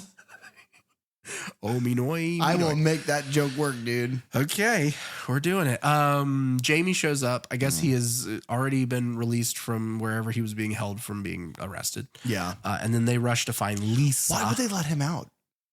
Because He had weed on him. Yeah, I don't know. Because The movie needed him to be there because Basically, he's a good performer and he's the only one that tries. He's the only character that we have. It's like, oh, we got 4 main leads here that we're about to lose one of them, so we can't also have him taken out. Yeah. But yeah, Lisa is at her house and she hears some noises, and so she starts looking around, and she's attacked by the leprechaun. She does fight back With like a she has a meat cleaver at some point. Yeah, she's got like a Gangs of New York butcher's knife. Uh-huh. It's so weird. And then she locks herself in a bathroom, and then she gets like hairspray and a lighter. Yeah. Because he bursts through. I thought they were going to do a Here's Johnny like and if Shining it were the last thing. movie, they would have. Right. But they didn't here. He No. doesn't really have a one-liner here. He just kind of like is, get at her. He doesn't really have a one-liner at all. No. Also not rhyming again. No. I think it's the odd movies he rhymes. Which I think that's a coincidence. Right. There's Yeah. no way they planned that. If they did, what the fuck is wrong with them? Why is that the one thing that they were like, no. That's a hard rule. It's for us. It was for us to find. Great. But she like burns him with that. And then this is what I mean by like, she burns him. And then I think she opens the door and she looks out and she's like, I don't know. And then she turns back around and he jumps out of the shower at her. So it's like, he can teleport. Well, yeah, because when Emily is running away from from Doris's dead body, he is now in front of her in the like barbershop of it. And it's like, so he can teleport. For that low price. But so he claws her in the stomach and kills her, and then the others find her body there. And so this is where like Emily and Jamie are like, we gotta give him back his gold. That's what he wants. And then we'll be free of this. And this is where they figure out that the chest, they've taken all the gold out of it to split between them. And they're like, okay, well, here's what I have left. Here's what I have left. And they're throwing it on the table. And then they open up the chest and it's completely full again. Mm-hmm. And anytime that they dump all the gold out of it, it just fills again, which is completely different than any gold source that we've seen for this leprechaun. Typically also in the doesn't past, make sense about his motivation now. Exactly. What the fuck would he care? I don't know. Because unless it's when you close the chest, the gold that from anywhere that you've had it goes back into the chest and it's the same gold. Okay. But it's just putting itself back in. But that can't be true. Right. Because one of the gold coins is melted down into a gold tooth that sits in this bitch's head. Yeah. And I only call her a bitch because our main character, who I like, doesn't like her and calls her a bitch too, I think. Yeah. So, you know. No, that's a good point. It is that thing of like, this is the first time that we've seen the gold in a chest instead of like a weird pot of gold. a pot of gold. And this is the second time we've seen it in a person. In this form, it's a gold tooth. That is yes. And not in Morty. Check out our review of Leprechaun 2, folks. But they figured that out. And so Rory steals the chest and leaves. Yes. And like an asshole. Yeah. And so later that night, Emily she like goes into her bedroom and she pulls back the cover. And the leprechaun is just Lubdan. It's just laying there flat under the cover and then sits up like Michael Myers, like just 90-degree up. How long do you think he was under there? Hours. Just hanging out. He popped his eye back in and he was like, I'm going to give this bitch the shock of her life. And like the most that it is she backs away from the bed. Like that's the big reaction. It's just like, he should have been doing a silly face. Like, you know what I mean? It kind of is. Yeah. Oh man. I don't think his makeup looks very good in this movie. I think it's fine. This is the first time it looks like makeup. Like makeup. Okay. Yeah. Okay. It doesn't look like special effects makeup. It looks like the things he's got on his cheeks are like caked in it. They did talk about on the special features how because it's been the same special effects artist for all of these. Okay. He does the same, he does the makeup, and he did talk about how in this one he tried to make the skin tone a bit different on this. Yeah, it feels the way that it's colored and painted on. But he chases her outside, and this is where we get our payoff of Rory having a change of heart, I guess, comes back and hits the leprechaun with his baseball bat. Right. So yeah, I guess that is a setup payoff for that. Yeah. And then they speed off on this motorcycle. And then this is, not only does he open and walk through doors, there are several times in this where the leprechaun is left in the middle of the street and then he gets up and then just starts walking slowly after them. He's walking away and and I only realize this because of the subtitles, because he'll be walking and it starts to fade to the other scene, like a cross dissolve to the next scene. And it'll say leprechaun yelling because he's always just like, fucking Christ. And it's like, Jesus. Can you imagine being some guy first thing in the just morning on that street? Like you work in sanitation, and so you're just like in the garbage truck going house to house picking up stuff, and you look and you're like, "What the fuck is this dude?" And he's just like, "God damn it!" And you're like, "Oh, not my problem, man." No. Or as a joke, you pick up that man and you throw him in the trash. Wow. You're like, "Man, he's small. Why does he look like that? What's wrong with his cheeks? Get in this trash can." And he's like, "No, me gold, me trash." That's where the majority of this franchise belongs in a landfill. Yeah. In the history of horror. Yeah. Yeah. The leprechaun. This is the quick scene of the leprechaun. Lubdan finds Rory's house because he magically knows where Rory lives, and that's where his girlfriend Chanel is, who has made a golden tooth out of one of these gold coins. There's another time that Lubdan, the leprechaun, says, why you been sitting on this whole franchise? Did you just find this out? No, it's like I had read it a while back and I'm just like, I don't think they ever mentioned this in the movies. Like, I don't feel like bringing it up. And then I'm like, finally, I'm like, okay, this is the last one we're talking about with Warwick, at least. Yeah. It's great. I like that he's Lubdan. Yeah. But so, yeah, Lubdan, he once again says, you have stolen what was stolen from me. And to me, it seems almost like he's angrier with those people. Right. Like when, because it happens again later with Watson. Watson makes a grand reappearance. And it's elementary. As ever. But he shows up. I don't care. I'm done. You know what? I could. Oh my God, he's leaving. He's gotten in his car. He is speeding away. And the leprechaun is slowly walking after him. Lubdan, of course, is his name. I hit you with this baseball bat. And he's come back. Okay. Did you have your little moment? Yeah, I hit the leprechaun with a bat. What was his name? Glubdan. Lubdan's son. Wow. Yeah. I'm glad we met that character. I'm sure he'll live on in the annals of Third Channel Podcast forever. Yeah, his name was Glubdan Jack. That's a hat on a hat, baby.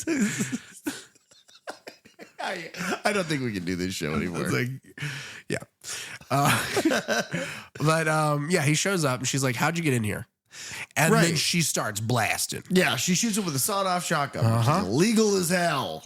And then he still like pops up and overpowers her onto the ground, and he sees the gold tooth, and so which is one of her front teeth.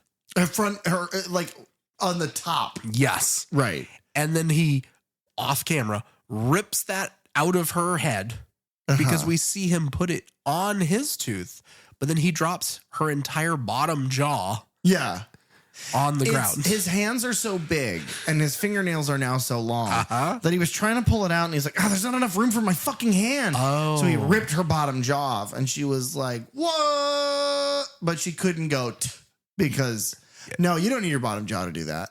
What? I guess the part of it. Yeah. Who cares? She says what because he murders her with the jaw tearing is what it's assumed. Yeah. Rory and Emily are riding around on their motorcycle. They get stopped by the cops. Yeah, again. And this, I don't know why this scene, I absolutely love the ridiculousness of the leprechaun showing up. They get like arrested and they're put in the back of a cop car. Yes, I actually like this. I think it's shot well. Yeah, they're under like a bridge overpass. Yeah. And like how because LA's interstates are so tall. Right. And they are but it's like it's kind of badass looking. Because he's just so far out in the distance and he's walking and they're freaking out in the back of the car. And the cops are like, don't worry, we'll handle this. It's like, why would they have ever stopped? Yeah. He's just walking. To what they know, he's a little person walking down the street. Okay. I know that seems like a genuine question you have of why would they? Right. But let me remind you, ACAB. Fair enough. All of them. Yeah. Especially these two. All cops are broccoli. Yeah.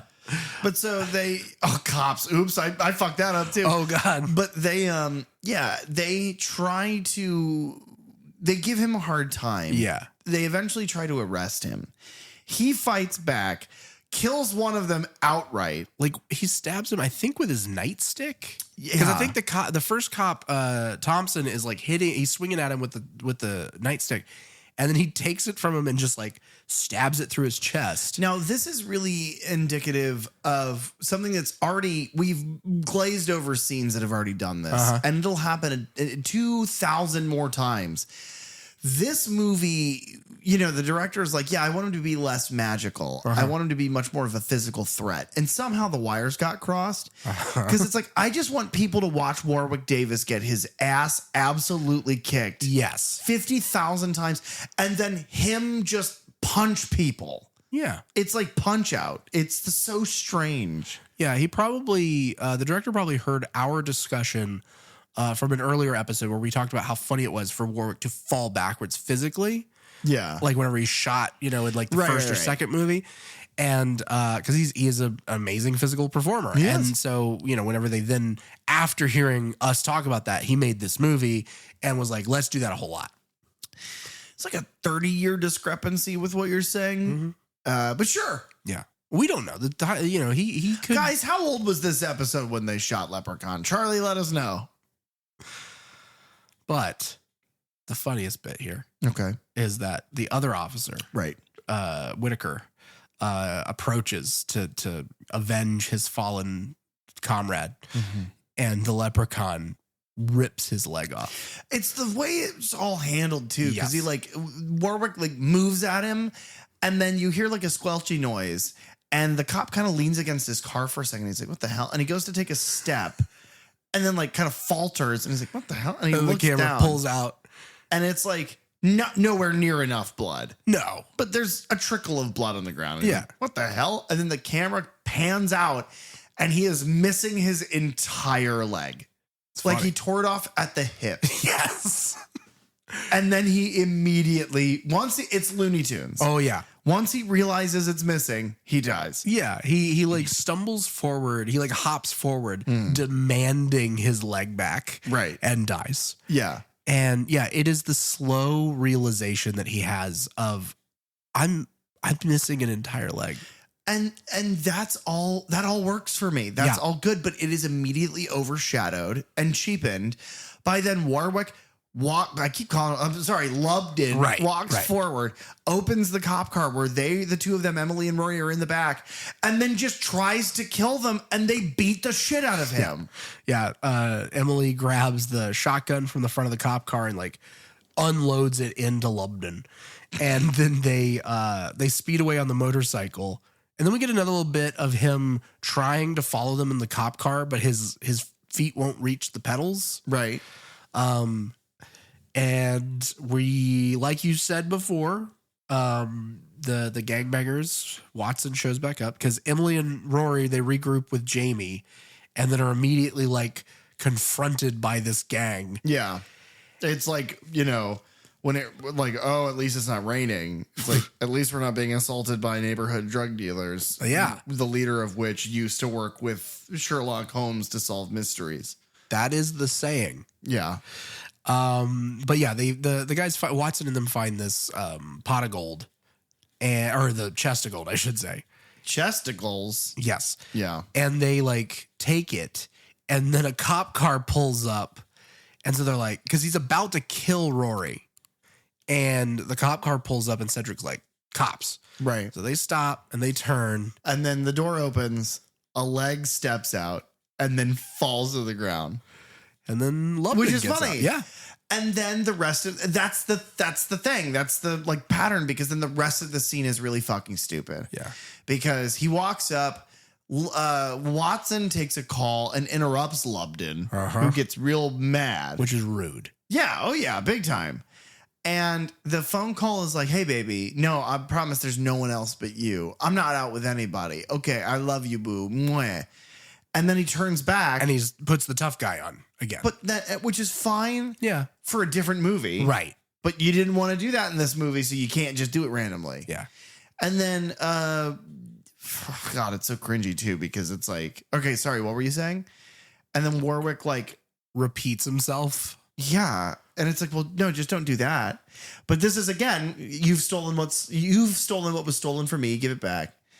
And then, they beat each other up. Yeah. But Watson keeps punching him and knocking him into the trash. And then you get it up and he punches him again. And it's this entire scene is stupid. Yeah. It goes on too long. It is I don't know if it's a reference, but it's similar to in Jason Takes Manhattan, whenever they're up on the roof and the guy punches Jason for all the way across for 30 minutes. Yeah. And then Jason kills him in one punch. It's the same sort of thing here. He hits him a bunch of times, keeps knocking him into the trash, tires himself out, and then Lubdan just rips his heart out. Yeah. Which then Cedric, being his right-hand man, he's very affected by this. Yeah, they were lovers. That's what it seems like. Honestly, I'm going to choose to believe that. Yeah. The performance that's given by Sticky Fingers there is good. It's nuanced. Yeah. It shows the depth of their love. I think so. Either brotherly or sexually, but either way, it reaches deep. I think so. Yeah. And so he and the others just unload into their guns, I should say. They unload their guns into Lubdan the Leprechaun. Okay, so I hear what you were saying about how this movie kind of won you over. And like, I know that that's what you're saying. But as we're sitting here talking about it and you're like, that performance, it really, it seemed like there's something more. It's like, yeah, you have to know that there's nothing to talk about. You have to know that we're making this bullshit up because this movie's bad and there's nothing worth talking about.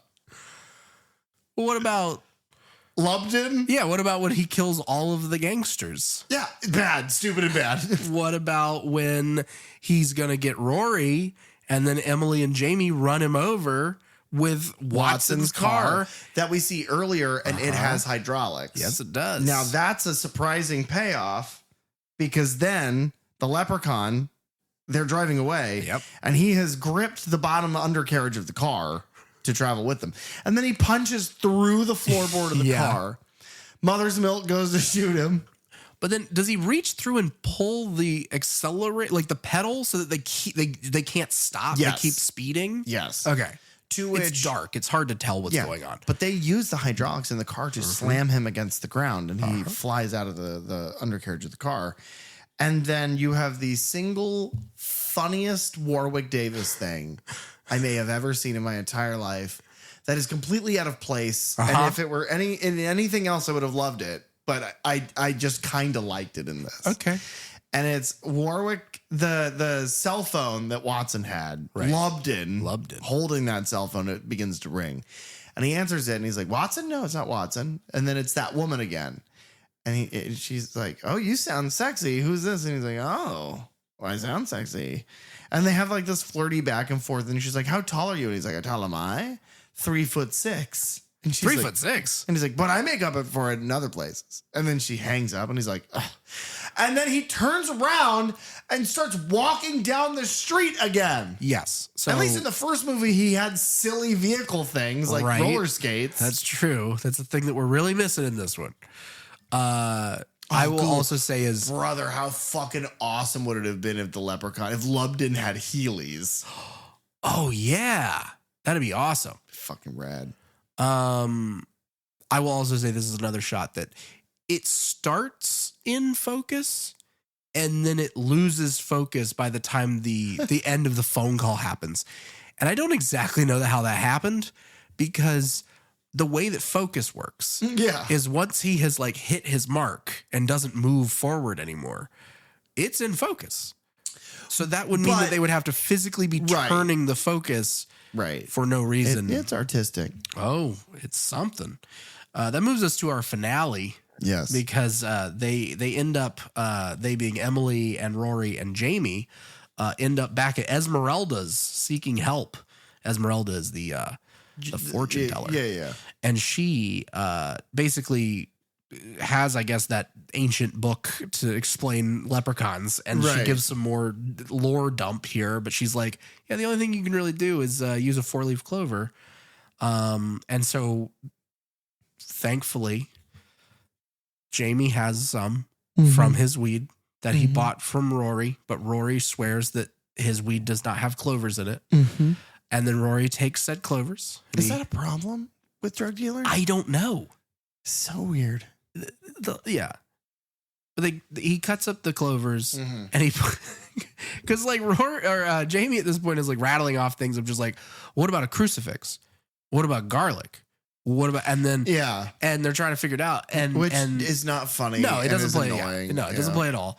And then Rory like pulls out his gun and he's like, oh, right, a silver bullet. It's like, no. And he takes a bullet out and he's like, I have hollow tips, hollow points. Yeah. And my dad would be so unproud of me right now. He is, because of this show. Yeah. He's like, they're talking about that one? And so he chops up the clovers and he starts putting them at the top of the bullets, each of his bullets. And then he uses wax to like seal them. Yeah. But then, correct me if I'm wrong, there's no way that he could then put them back in the gun and fire them properly. I wouldn't imagine so, no. So he's doing that. And the entire time they're all arguing. Just Yeah. nonstop. Jamie's mad, Emily's mad, Rory's mad. They're all just arguing with each other. The whole fucking movie, all they ever do is get angry and yell at each other. Yeah. We have the single most bizarre shot in this entire film to me. Yeah. Because they're inside of Esmeralda's place, which is in this brick building with a LED or a neon light on the window. And in this moment, we cut outside to a completely CG shot of the building with that light, and then a digital camera, like a computer camera, cranes down, and you see a digital skyline with the digital moon, a fake CG moon, and then like girders and stuff from the project beside them. And we come down to reveal the leprechaun, the top of the leprechaun's hat, as if he is standing outside looking up at their window. Now, all of that is bizarre, and it really feels like they went, oh, we never shot an establishing shot that shows that the leprechaun has found them. But they don't need this shot in any way. No, because a really easy way to establish that the leprechaun has found them is when he fucking walks inside, when he goes through the door. Oh, he just opens the front door? Yeah, and he walks in and they're like, oh, he found us. Yeah. So I don't know what this shot is. Rory shoots him a couple times with the clover bullets. And then the deadlights from it come out of him? Yeah, these like golden bubbles start coming out of him, and he's like begging for his life, like he did at the beginning of the movie with the preacher. But then as soon as like Rory's gun jams, and then he's just like, and all of that, like the gold bubbles. He like scoops him back into his guts. And then it's like, were you really in any? And I know he like likes to toy with people and whatnot, but it's just, it is very, classic this whole, Lubdan. oh yeah. But this whole sequence is just so like,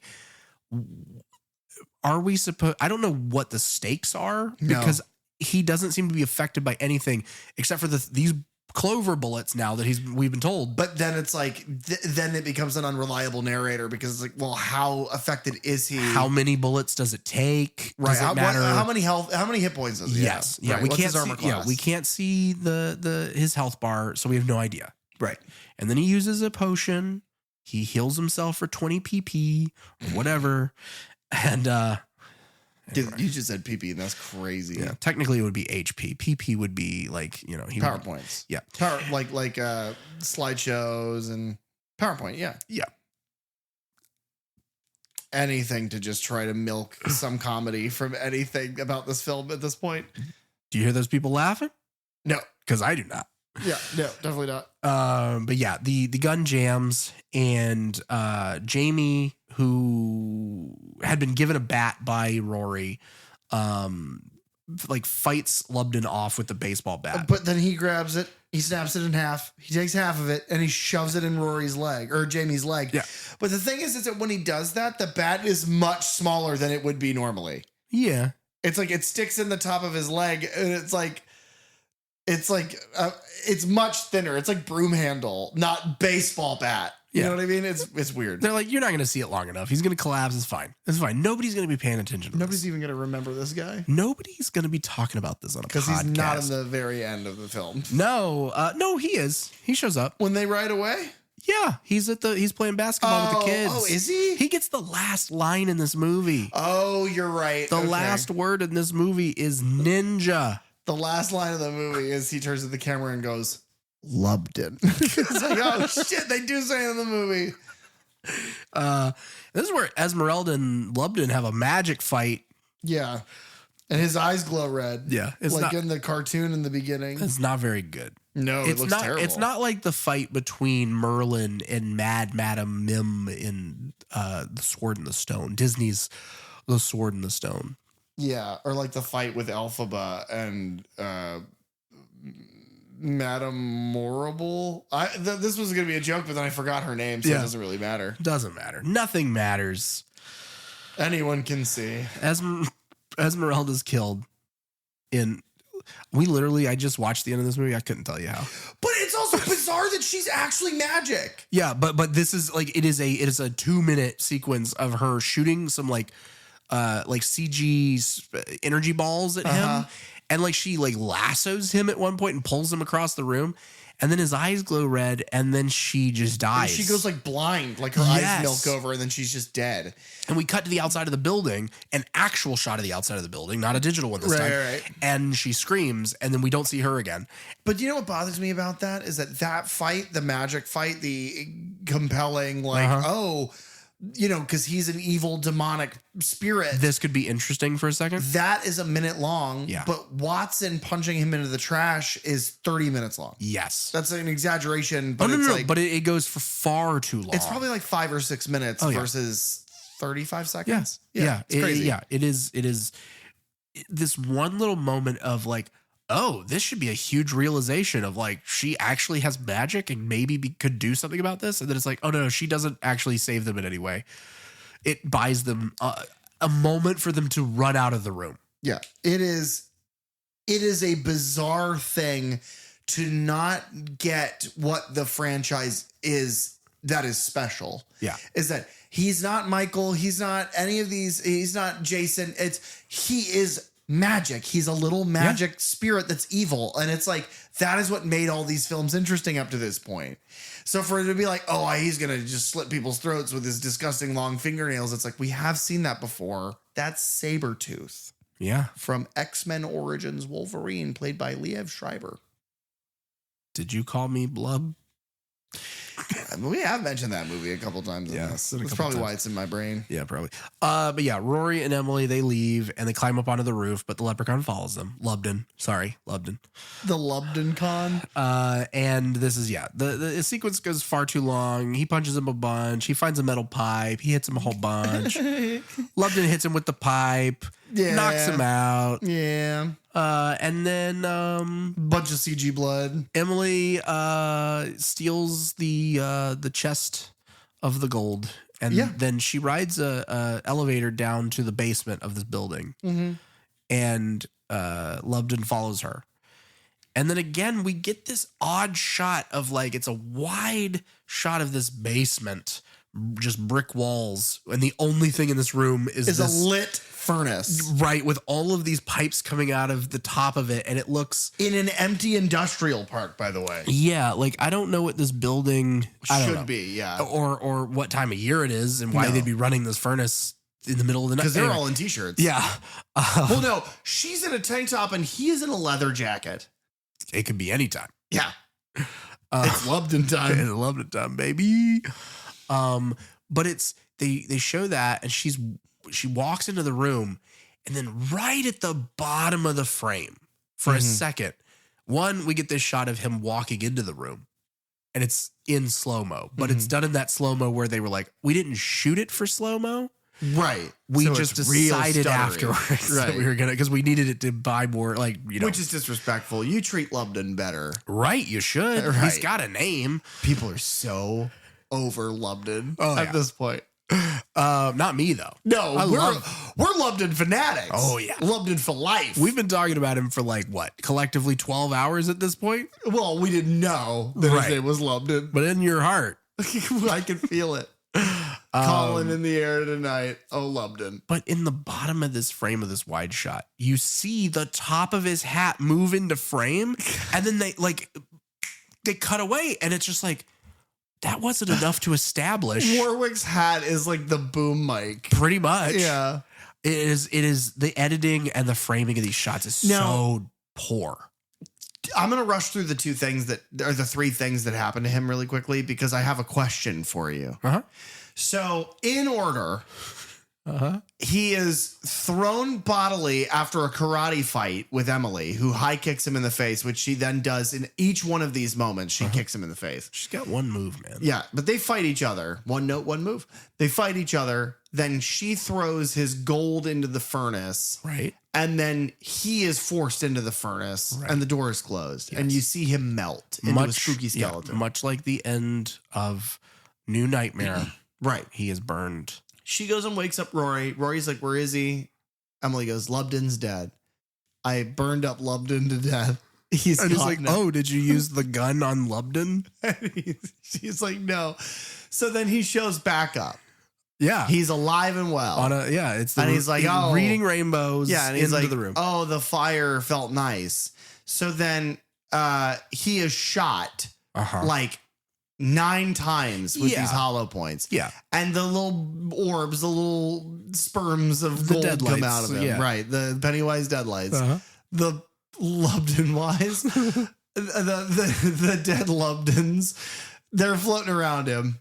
And then he runs out of bullets and all the orbs go back inside of him, right? Yeah. And so that's second death fake out in a 5-minute period. Yeah. And so they start beating the shit out of each other again. And then she throws him off the roof into what was shown earlier to be wet concrete. Right. And he sinks down into it. That is, he has been melted in a furnace, shot with 9 hollow points, each with a thing that he is like deathly allergic to, and then dropped into concrete. Why is the thing that kills him any more effective than the other two? And were you also expecting him to just pop back up? Yeah, there really doesn't seem to be a rhyme or reason why this is the thing that defeats him. It's just terrible. It's terrible writing. It's boring. Yeah. Well, and especially for them to have them being the writers, but then Esmeralda spells it out of like the only things that can control him or have power over him are his gold and clovers. Yeah. And it's like, okay, so you've given us the rules. And then she melts his fucking gold in a furnace and he shoots Lubdan to death with these clovers, and neither of them do anything. Which both of those things have been present in other movies. The clover thing is from the original, and the destroying of his gold burns him as well is in 3. The other thing she was going to say, because she's like, well, there's only the 2 things. And then she's like, wait, hold on one second. These pages are stuck together. Oh, concrete. Concrete also. Like wet cement. That'll do it. Yeah. I mean, luckily right next door. Yeah. They got some, baby. And she's like, which they don't have any money to keep building that. Is that supposed to be the youth center? That's what I imagined. Because they only have the 1 block that they maybe can it use. is less that the story only has the 1 location. Maybe it's they could only shoot in 1 place. Yeah, that's what I mean. But like, so okay, so that's the lot, but then they don't have any money to be building that thing. So why is there wet cement there in the first place? Maybe they use some of the gold to help the children. Maybe Rory loves kids. And that's what I like. I think that's what we needed was a bigger payoff at the end of this, because they defeat him and then we get a quick little epilogue of them riding on a motorcycle and then they're outside at a basketball court. But I don't know if that's the same basketball court that they were at earlier, but it's like, I think the move, and maybe you can't, no, because they could have slapped that sign onto a different building. What they needed to do at the end of this is have built that's an indoor basketball court. And they've got like the Boys and Girls Club sign on it. The youth center, they have built it. They took the gold that they had and they built the thing. I'm happy they didn't do that, because the entire movie, and I told you this earlier today, the entire movie, I rooted for the Leprechaun. I wanted him to kill these fucking people so bad. Every single character is so obnoxious. And I was just like, every time he would like get the leg up and start going for him, or like in the case of that cop, literally a leg up. Oh man, that's a good bit. Thanks. Every time he would do that and like get the upper hand on these people, I was like, kill him, kill them. Like, yes, you do it. And it's like the one that I like the most of the original 4 of these characters is Lisa. And that's because she dies so quick that we barely have any time to hate her fucking guts. Speaking of hating guts. Derek. Do you hate this movie's guts, or do you recommend this? I still don't know that I recommend it. Yeah. It's still not, like I said, not a good movie. No. I just sometimes try to go to bat for things when I know you're really going to go against it. But also, genuinely, I did enjoy the watching experience more than I thought I was. Yeah. I was dreading this as much as I was dreading In the Hood. That, and I've said it 3 times already, but it's like, that was offensive to me and like a waste of my time. And this was something where I was like, I get what they were trying to do and it doesn't offend me. And I could put this on and just be like, I don't have to think about this. Yeah. It's just a thing that's happening over there, and I could look over and be like, oh, that's silly. Huh. Yeah, I get that. To the surprise of no one, I do not recommend this movie. I think I recommend this movie the least of any movie that I've ever said no.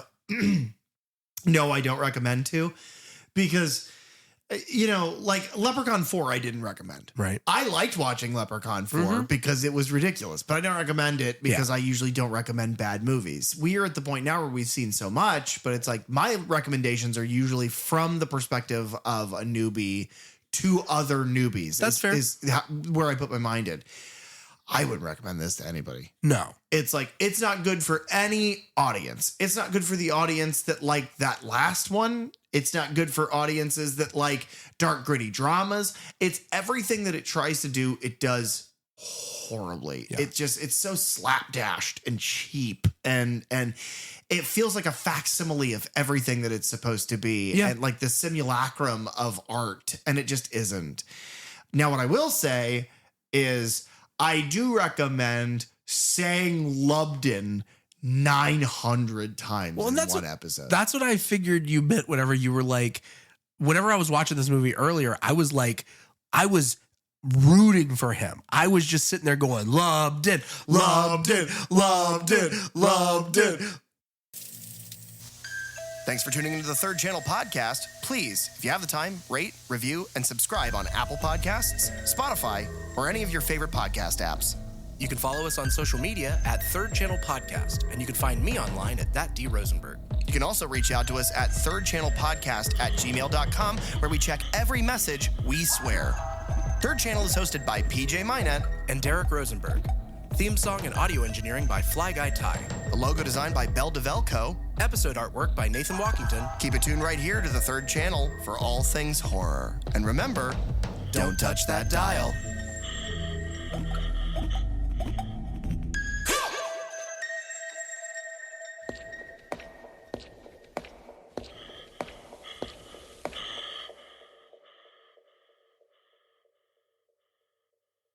Egg salad and eggs.